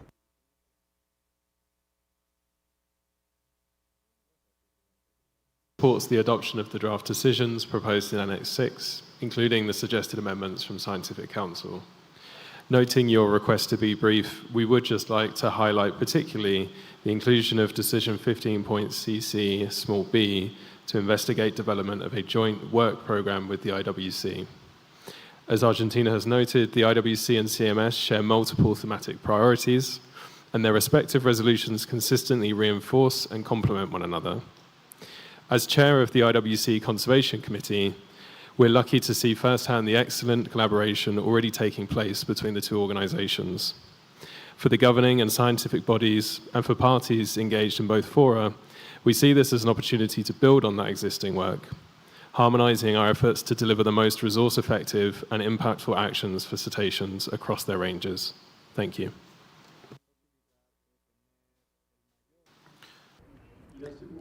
I thank you, the United Kingdom. Do we have any further requests for the floor on this item? The European Union.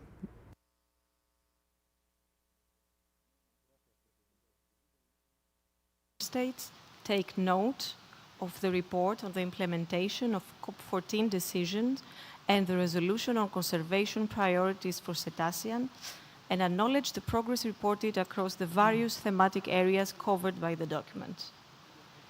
Cetaceans play a crucial role in ecosystem functioning, but continue to face multiple pressures, including climate change, bycatch, pollution, underwater noise, vessel strikes, habitat degradation, and contemporary take. Addressing these threats requires coordinated science-based action. The EU and its member states welcome the collaboration with the International Whaling Commission and CMS daughter agreements, including ACOBAMS and ASCOBAMS, and stress the importance of building on existing expertise and avoiding duplication of work. We support the adoption of the terms of reference for the Aquatic Mammals Working Group and the proposed draft decisions. We also encourage strengthening the role of CMS regarding chemical pollution affecting cetaceans, including through enhanced cooperation with IWC Scientific Committee. Finally, the EU and its member states support the deletion of decisions 1469 to 1475. Some textual amendments have already been submitted in writing to the Secretariat. Thank you. Merci beaucoup, l'Union. I thank the European Union. I now give the floor to South Africa.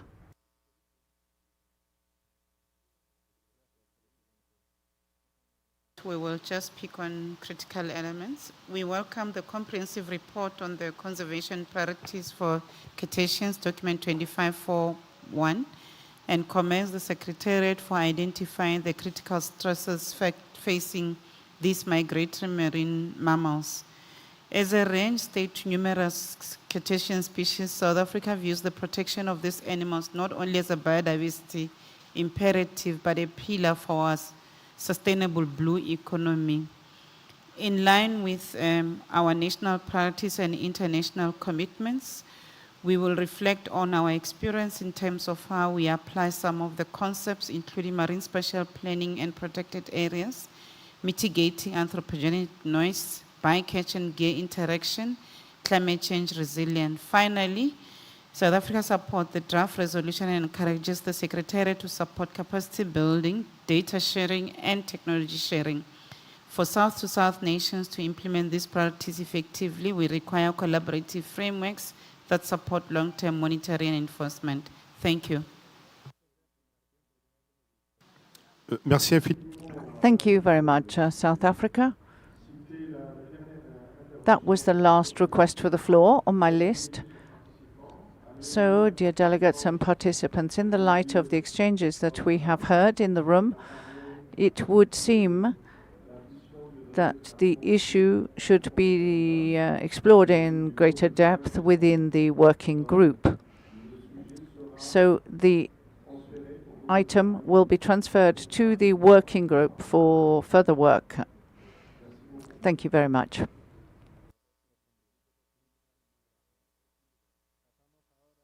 Now we will move on to the next agenda item, which is 25.4.2 on citation action plans. And I call on Ms. Heidi from the Secretariat to introduce the document 25.4.2. You have the floor.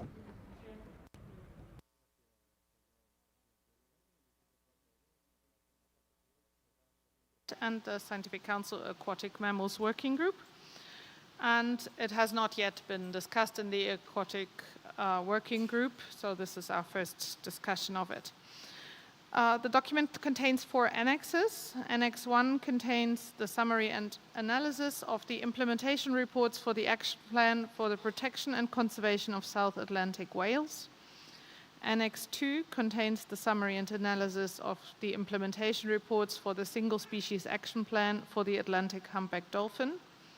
Annex 3, which is available as a separate PDF under the same URL, contains the draft conservation management plan for Arabian Sea humpback whales. And Annex 4 contains draft decisions. The document was reviewed by the Scientific Council without any revisions having been proposed.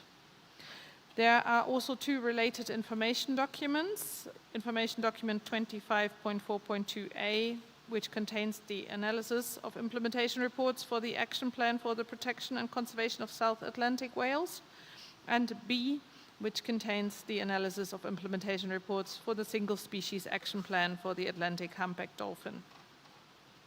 The Conference of the Parties is recommended to note the summary and analysis of the implementation reports for the action plan for the protection and conservation of South Atlantic whales as contained in Annex 1 of the document. Note the summary and analysis of the implementation reports for the single species action plan for the Atlantic humpback dolphin contained in Annex 2 of the document.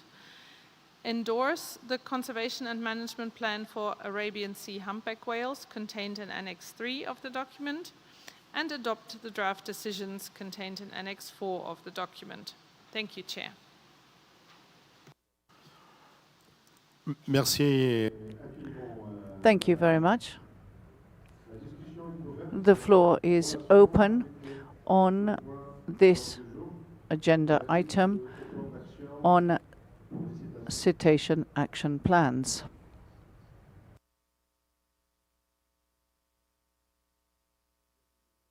Do we have any requests for the floor? Any comments or observations?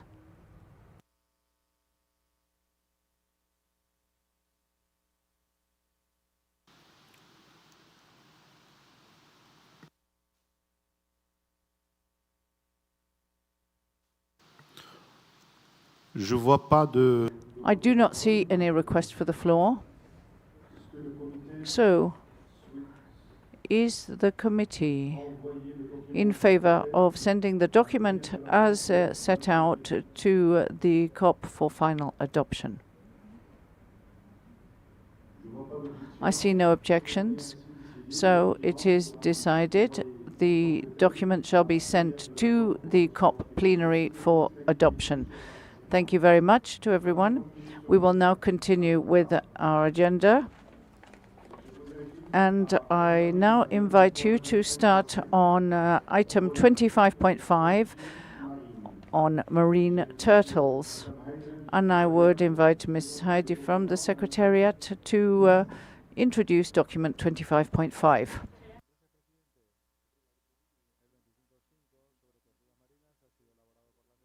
This also is our first discussion of it here in the committee.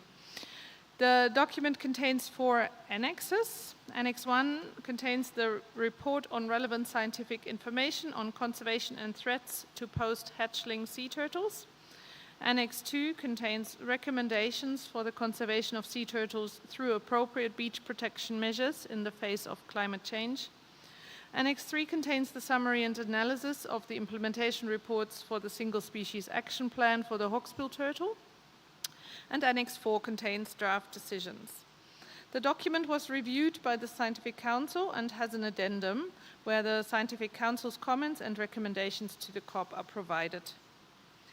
There are also 2 related information documents. That's information document 25.5a with the guidance on beach management and hatchery practices developed by the Advisory Committee of the Indian Ocean Southeast Asia Marine Turtle MOU, and information document 25.5b, which contains the analysis of implementation reports for the Single Species Action Plan for the hawksbill turtle. The Conference of the Parties is recommended to note the report on contained in Annex 1, so on conservation and threats to post-hatchling sea turtles. Note the recommendations on beach protection measures in the face of climate change contained in Annex 2. Note the summary and analysis of implementation reports for the Single Species Action Plan for the hawksbill turtle contained in Annex 3, and adopt the draft decisions contained in Annex 4 of the document. Thank you, Chair. Merci beaucoup, Madame. Thank you very much. Distinguished delegates and participants, the floor is open. Kenya, you have the floor.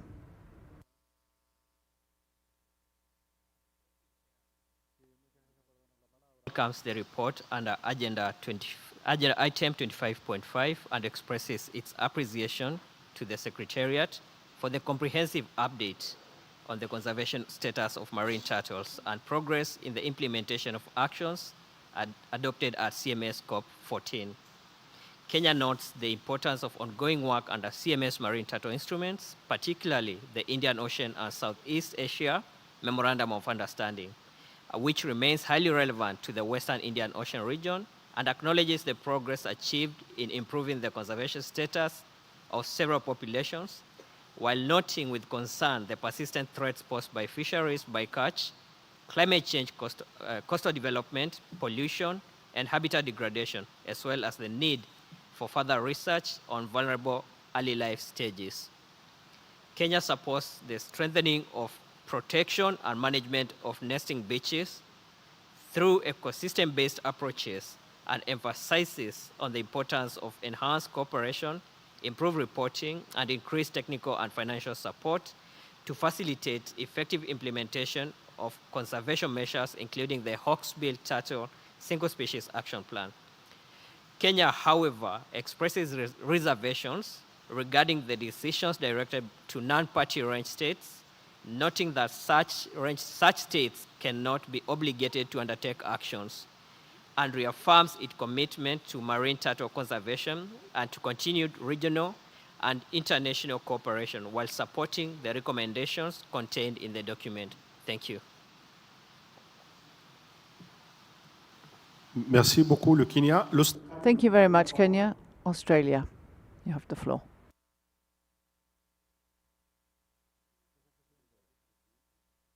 For preparing this item. We note that this item was considered at the 8th meeting of the Sessional Committee, and they suggested various amendments to Annex 3, Table 1, as noted in Addendum 1, and we would like to support incorporation of those amendments into document 25.5. Furthermore, with regard to draft decisions 15DDE and 15EEBIII, request parties that are range states, as well as non-party range states of the Hawksbill Turtle Single Species Action Plan, to provide a national implementation report once during the intersessional period. Considering the multiple reporting requirements that parties and range states already have to make during the intersessional periods, we suggest that the Secretariat consider alternative reporting mechanisms and cycles. This would streamline the reporting process and minimise the workload. For example, the IOCEA National Report could incorporate relevant questions on the implementation of the SAP into the corresponding sections. IOCEA is the primary framework with the relevant mandate to address issues to hawksbill turtles in the region, and was primarily responsible for the development and endorsement of the hawksbill SAP originally. As such, we feel it is the appropriate body to receive and analyse reports regarding implementation. We are aware that the IOCEA MOU is currently reviewing its national reporting template, which would facilitate the implementation of the proposed changes. We therefore suggest rewording draft decisions 15DDE and 15EEB lowercase III as follows, which would basically be just to delete once during the intersessional period, which then retains a bit more flexibility. I would also note I support Kenya's intervention regarding the difficulty of requesting non-party range states to implement actions, so I would like to take that under consideration. Thank you.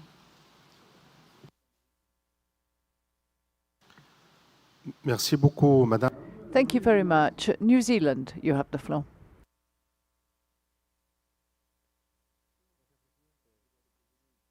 Option of draft decisions and efforts to expand nesting beach management guidance, identification of new climate resilient nesting sites, strengthened SSAP governance, and improved reporting and engagement from range states.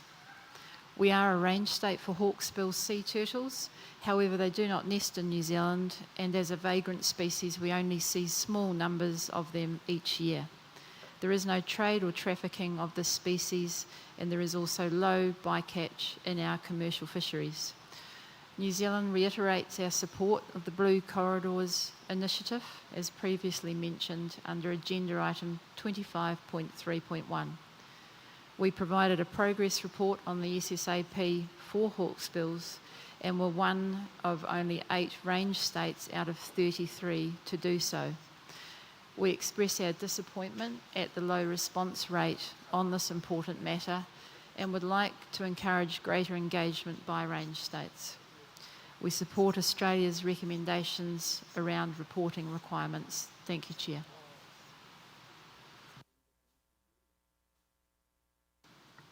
Merci beaucoup, la Nouvelle. Thank you, New Zealand. Ghana, you have the floor.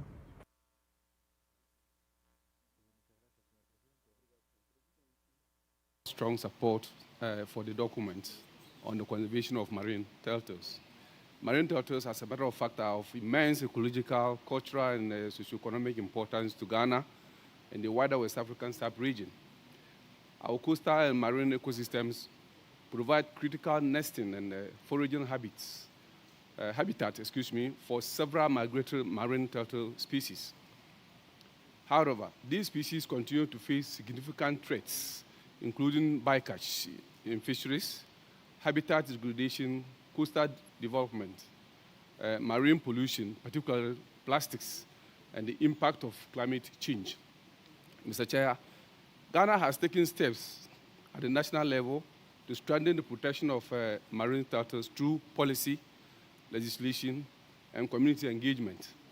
These include awareness creation among coastal communities, collaboration with civil society organizations, and efforts to integrate marine turtle conservation into broader coastal zone management frameworks. Nonetheless, we recognize that more needs to be done. Given the highly migratory nature of marine turtles, Their conservation requires coordinated global and regional action. Ghana therefore calls for strengthened collaboration among range states, relevant conservations, and international partners to ensure a coherent and effective response. In sum, Ghana supports the adoption of this document and urges parties to commit to its implementation in order to secure the future of marine turtles for generations to come. Thank you, Mr. Chairman. Merci infiniment. Thank you, Ghana. Senegal, you have the floor. Thank you very much, Chair.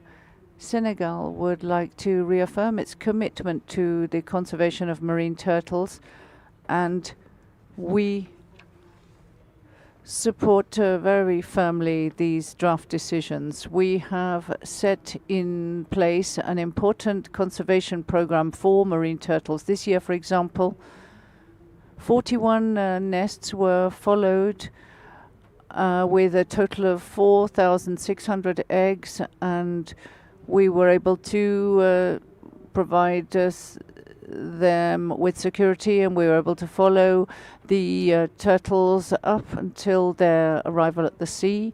We also have a significant program for following and monitoring of marine turtles with tracking devices with a partnership with Portugal. And this allows us to follow the turtles and to observe the connectivity between Bijagos and right through to Banjagos in Mauritania. And this is something that's very important that we were able to do with the University of Spa.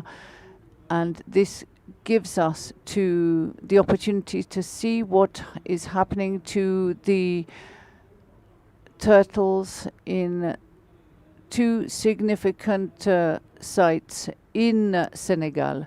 It's a very significant program that we have set up, and we have been able to follow the marine turtles at sea. So we would like to reaffirm once more our commitment to the conservation of these threatened species, and we welcome the efforts made on the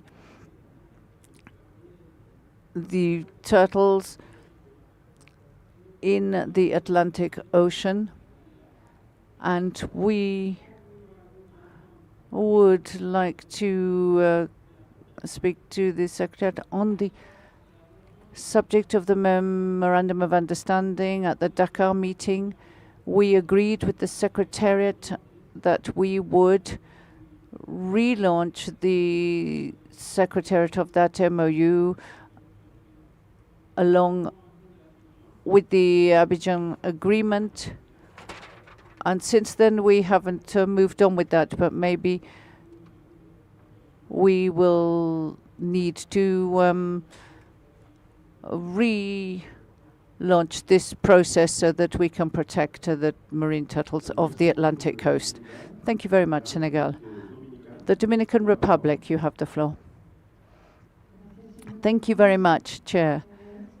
We would like to express our full support for the document and the proposals on the conservation of marine turtles that have been proposed by the Secretariat, and we would like to add that the approach in the Dominican Republic is currently based on the involvement of local organizations of different types in a shared manner with partnerships to ensure that we protect the marine turtle nesting areas where we have 3 species.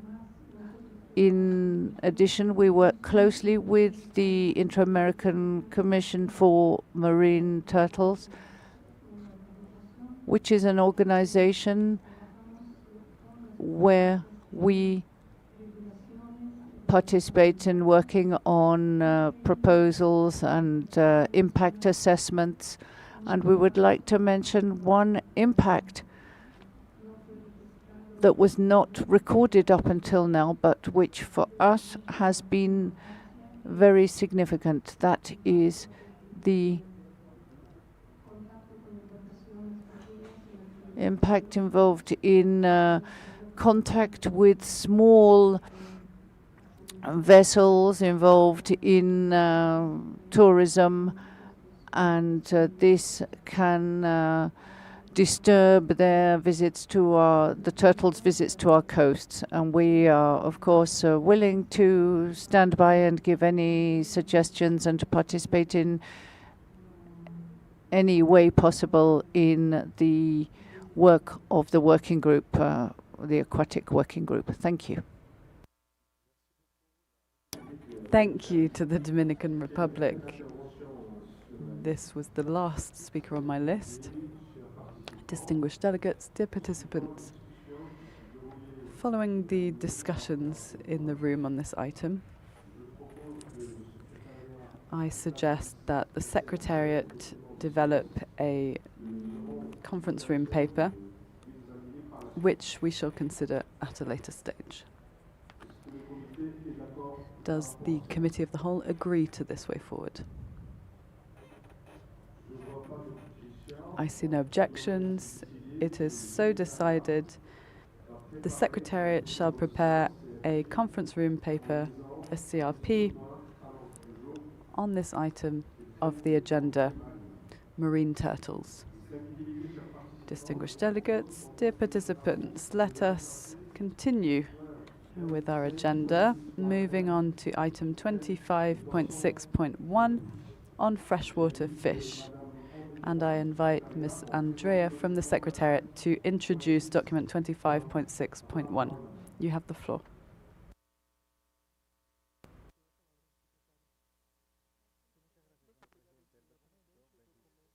Rev 1 on freshwater fish was prepared by the COP-appointed Councillor for Freshwater Fish and the Secretariat. The discussion on the document is scheduled to take place in the Aquatic Working Group, but hasn't started yet.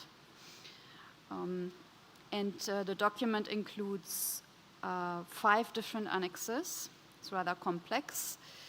Annex 1 contains the report, Global Assessment of Migratory Freshwater Fishes and Amazon Case Study, which is available as a separate document, or a separate file, excuse me. Annex 2 contains a summary and recommendations from that report. Annex 3 contains a list of migratory freshwater fishes that meet the criteria for listing on CMS appendices.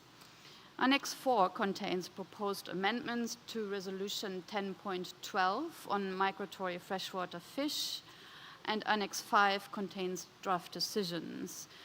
The document was reviewed by the Scientific Council and has been revised. There's also a related information document, INF 2561, which contains an assessment of potential candidates, a candidate freshwater fish species of the Amazon Basin for listing on the Convention of Migratory Species Appendix 2. The Conference of the Parties is recommended to note the report contained in Annex 1, the summary and recommendations contained in Annex 2, and the list of migratory freshwater fishes meeting the CMS listing criteria in Annex 3 of this document. The parties are also recommended to adopt the proposed amendments to Resolution 10.12 contained in Annex 4 and to adopt the draft decisions contained in Annex 5 of this document. Thank you, Mr. Chair. Merci beaucoup. Thank you very much. The floor is now open.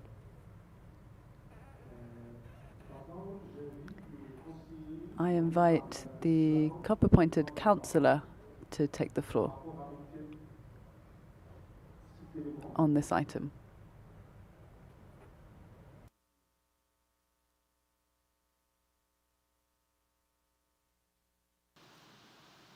Est-ce qu'il est là dans la salle? Is the COP-appointed councillor here in the room? If not, we shall come back to him later. Peru has the floor.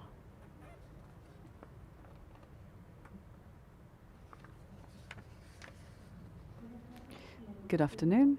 Peru supports the draft decisions and the amendments to the resolution.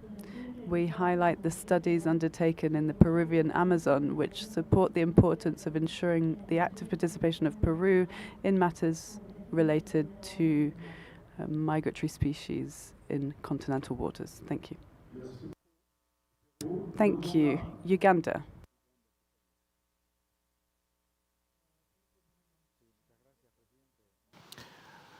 Uganda appreciates and takes note of the migratory freshwater fishes that are listed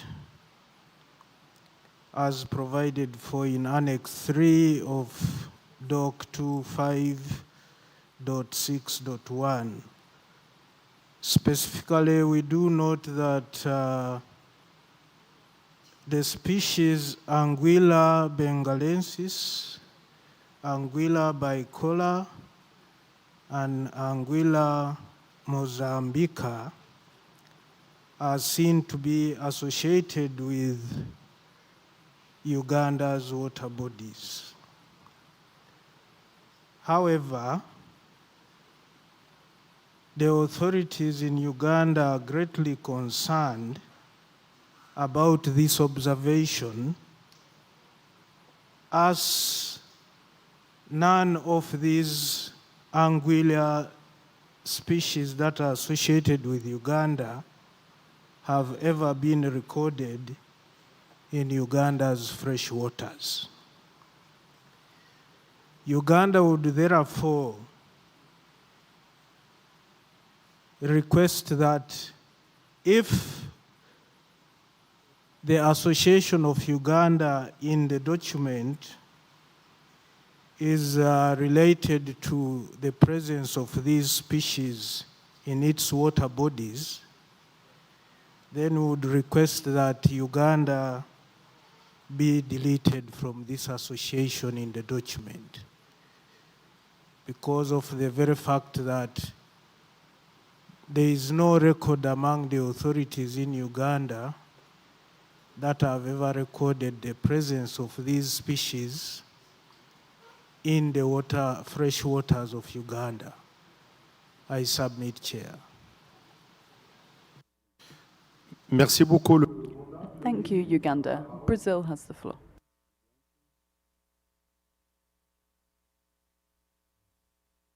Thank you very much, Mr. Chair. We do have one small addition to the preambular paragraph in the document contained in Annex 4, in the sense that the phrase starting with recognizing that migratory strategies, and then in the end, after lateral movement, we would add, and also the recognition of small-scale artisanal fisheries, integration with participatory management instruments. This is just to recognize the important role of the small fisheries and the proportional effects that they have in regards to the other types of industrial fishing. So this is our proposal. Thank you very much. Merci beaucoup, le Brésil. Thank you, Brazil. Senegal, you have the floor. Thank you, Chair. In Senegal, migratory freshwater fish face growing threats due to fragmentation of water bodies and degradation of habitat. Progress under decisions 14.110 to 14.113 are encouraging. However, they must be consolidated further. It is necessary to adopt the draft decisions proposed in order to strengthen cooperation, improve knowledge, and protect these species. Thank you. Thank you, Senegal. Now, Wildlife Conservation Society has the floor.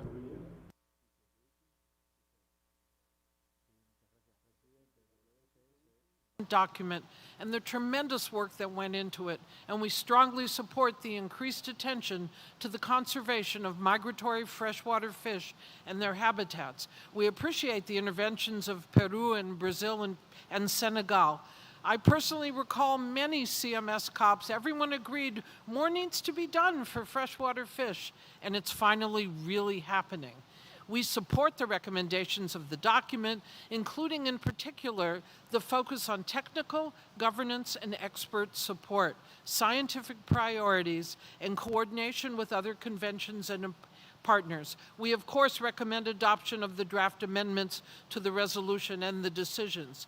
Freshwater fish are among the most threatened vertebrates, and many migratory species now face declines driven by loss of ecosystem integrity, flow alteration, habitat degradation, overexploitation, and pollution. In particular, we called your attention to the information document listed above on the screen. WCS was honored to have 2 staff experts who are co-authors of this report. We are pleased to have been able to provide our scientific and technical expertise. CMS provides an important mechanism to strengthen cooperative, coordinated conservation and management of the important freshwater fish species and their habitats of the Amazon basin, which are of tremendous ecological, cultural, and economic importance. Thank you, Chair.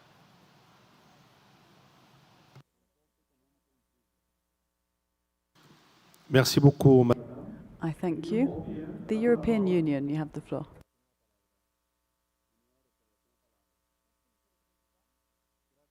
Welcome the report on the global assessment of migratory freshwater fishes and recognize the importance of the work undertaken. We note the recommendations and the list of species identified as meeting the criteria for potential CMS listing. At the same time, we would like to submit to the Secretariat a number of comments regarding certain fish species listed for the Netherlands and Belgium in the global assessment. We support the adoption of the proposed amendments to Resolution 10.12 and the associated draft decisions. However, we suggest textual amendments to draft decision 15AA, paragraphs B and C, to underline the importance of applying appropriate measures to minimize impacts on migratory freshwater fish and to emphasize the need to promote the exchange of monitoring and surveillance data, as well as information on ongoing conservation actions, particularly in transboundary river basins. Our proposed amendments have been submitted in writing to the Secretariat. Thank you, Chair. Merci beaucoup. Thank you to the European Union. Now, IUCN has the floor.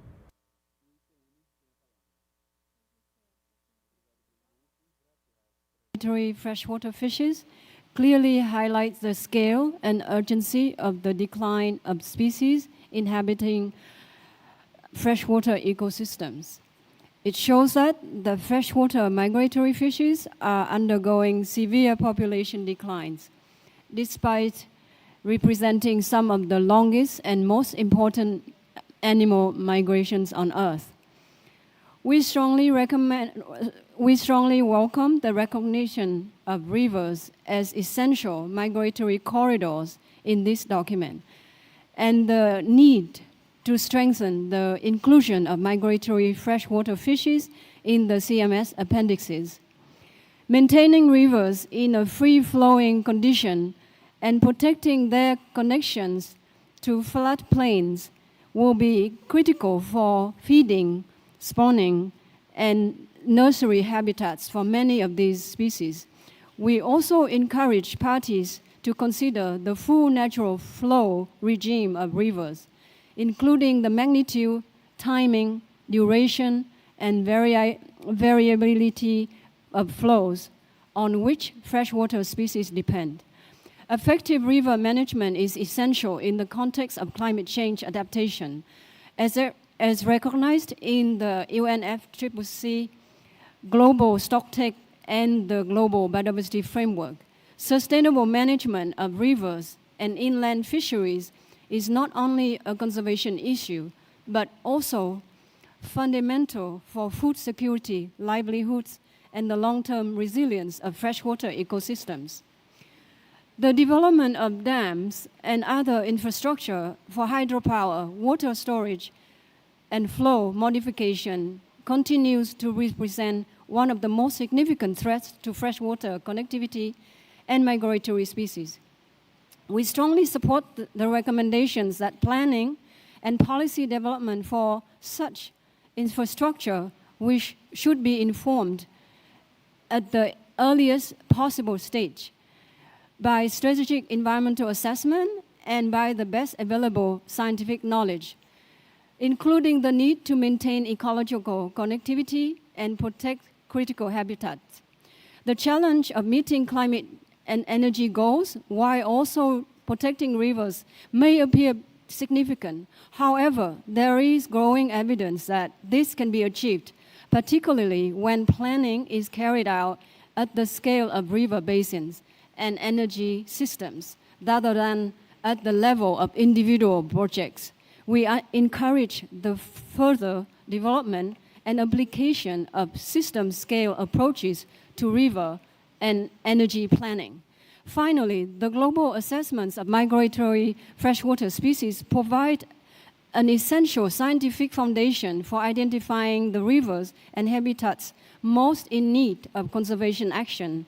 IUCN strongly supports the recommendation in this document and looks forward to continued collaboration with parties, range states, and partners to strengthen conservation action for migratory freshwater fishes. Thank you, Chair. Merci beaucoup. I thank IUCN for your statement. Distinguished delegates, dear participants, in light of the statements made by parties on this item of the agenda, I suggest that these discussions be continued within the relevant working group. I see no objections or alternative options to this proposal. It is so decided, and an in-depth discussion will take place within the relevant working group on this item. Now we have 10 minutes ahead of us. I suggest we make the best use of our remaining time and move on to the next item. 25.6.2 on the European eel. And may I ask Ms. Andrea from the Secretariat to please introduce document 25.6.2. You have the floor.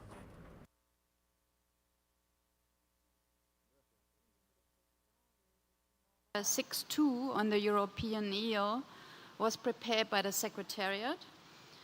The discussion is also scheduled to take place in the Aquatic Working Group, but hasn't started yet. This document contains 3 different annexes. Annex 1 contains a draft resolution on the single species action plan for the European eel, Anguilla anguilla. Annex 2 contains the draft action plan itself, which is provided as a separate file, and Annex 3 contains draft decisions. The document was reviewed by the Scientific Council, which has recommended very minor amendments to the resolution and draft decisions that were recorded in an addendum. The Conference of the Parties is recommended to adopt the draft resolution in Annex 1, to adopt the draft single species action plan, which is contained in Annex 2, and to adopt the draft decisions, which are contained in Annex 3. Thank you, Chair. Merci. Thank you very much. The floor is open. Are there any statements on this item? The European Union has the floor.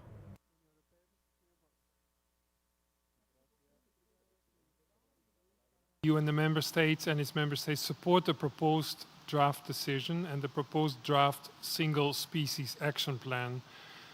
We would like to express our gratitude to all parties, experts and stakeholders who have developed the draft SSAP over many years. We've put in place a comprehensive action plan to protect and restore the European eel, which covers a range of policy areas: fisheries, environment, infrastructure, trade, etc. For such migratory species, the cooperation of all range states is essential, and we therefore fully support the draft action plan for the European eel under CMS. We underline, nevertheless, that a similar comprehensive action is necessary for other migratory freshwater fish, because there is growing evidence of the potential negative consequences of altered flow regimes on fluvial ecosystems and the fisheries that they support, including marine fisheries. The EU water policy already includes such an approach. Overall, there is insufficient awareness of stakeholders and public authorities on migratory freshwater species, and we also emphasize the importance of this point of the action plan. Overall, the SSAP has been developed in a thorough manner and is ready for adoption. The EU handles the protection and the restoration of the European eel within the existing EU eel regulation, which has the same aim of protecting the European eel as the SSAP. The plan will be implemented in line with that EU regulation. In conclusion, we support, therefore, the adoption of the draft resolutions and the decisions, as well as the deletion of decisions 14106 to 14109. We do have some amendment proposals to the resolution and the decisions in line with the Scientific Council comments. I thank you very much. Merci beaucoup, l'Union. Thank you to the European Union. Monaco has the floor.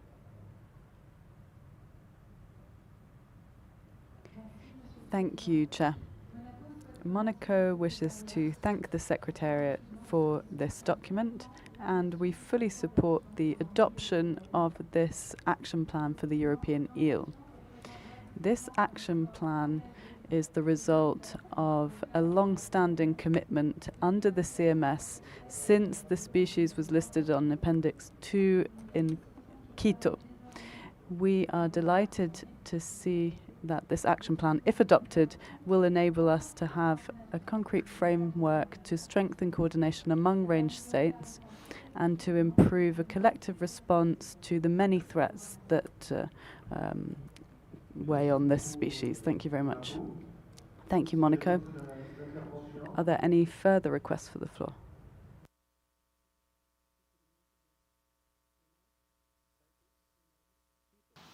CITES.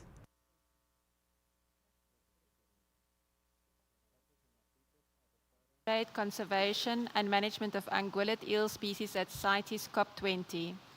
This resolution establishes a framework for coordinated action across the genus and emphasizes improved monitoring and reporting of trade, enhanced data collection and strengthened cooperation among countries and relevant organizations to address illegal trade and support sustainable management. The CITES resolution furthermore explicitly encourages closer coordination with relevant international bodies, including CMS. Given the highly migratory life cycle of ungulate eels, such collaboration is essential to ensure coherent conservation measures across their range. The proposed single-species action plan for the European eel also promotes strengthened synergies with relevant MEAs, including CITES, and regional initiatives to enhance conservation and management. CITES is identified as a key partner under Objective 4 of the action plan, which focuses on eliminating unsustainable exploitation and strengthening range-wide management. CITES could contribute to the action plan through ongoing CITES work related to international trade controls, traceability mechanisms, enforcement cooperation platforms, and trade data, which could complement fisheries management and conservation measures for European eels. The draft decisions proposed for adoption by the CMS COP call for collaboration between the CMS and CITES secretariats and for relevant activities relating to the European eel to be included in the CITES CMS joint work program. The CITES secretariat notes that this could be considered in the development of the joint program of work to be agreed by the CITES Standing Committee. Thank you, Chair.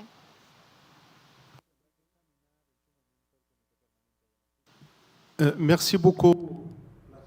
I thank CITES.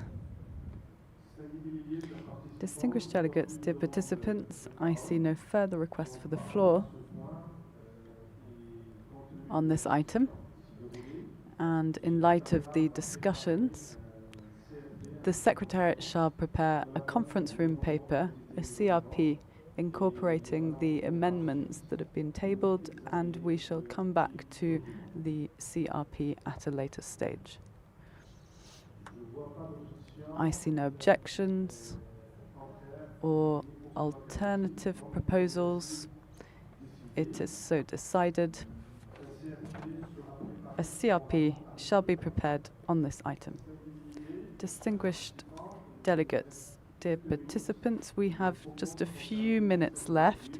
I suggest that we hear from the youth, Miss Sofia, before we close today. Miss Sofia, representing youth, could I ask you to please make your statement?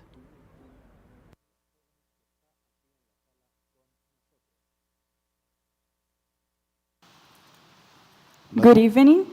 My name is Sofia Piaxicola. I am 16 years old and I'm a student. I am passionate about the study of languages, human behavior, and nature. Recently, I have been focusing my studies on the future of our planet and the role of youth in shaping it. When we talk about the future of the planet and migratory species, it is important not to mention young people, especially considering that we are the future. But there's a question that must be asked. Are young people truly committed to the future we so often say we want? We were born in a generation with access to information like no other. We know what is happening to the environment, and we understand the consequences of the actions taken every single day.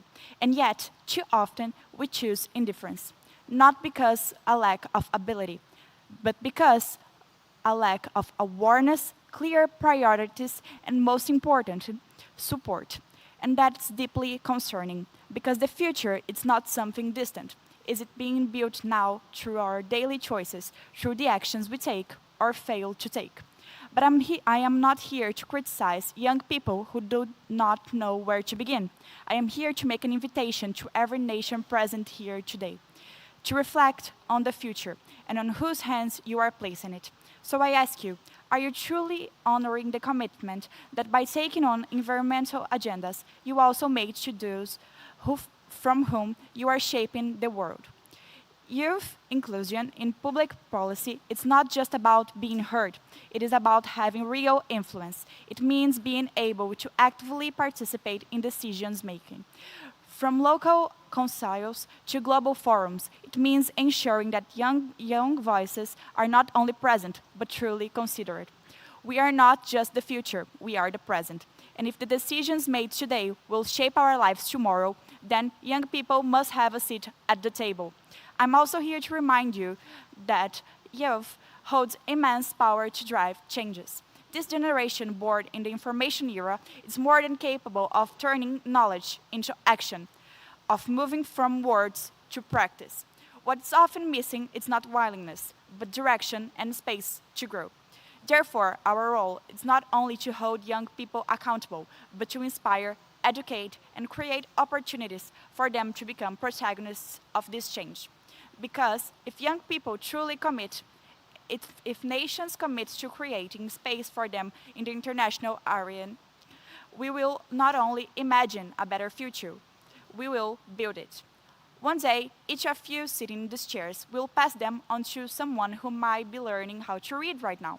And our responsibility as people committed to the health of this planet is to prepare these children and teenagers who dream of making the world better for the challenge ahead, and to ensure that the future is in prepared hands.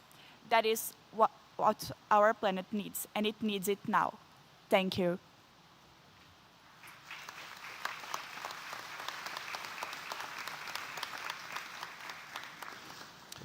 Merci beaucoup, mademoiselle.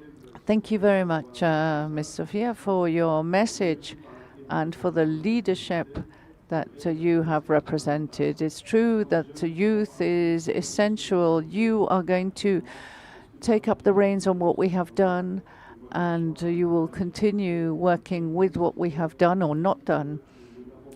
And we did not inherit this earth from our grandparents, but we have borrowed it from our children. So we have a responsibility to take care of it so that we can pass it on in a good state to the next generation. Thank you very much, distinguished delegates and participants. We are at the end of our meeting. I will just give the floor to the Secretariat for announcements. You have the floor, Secretariat.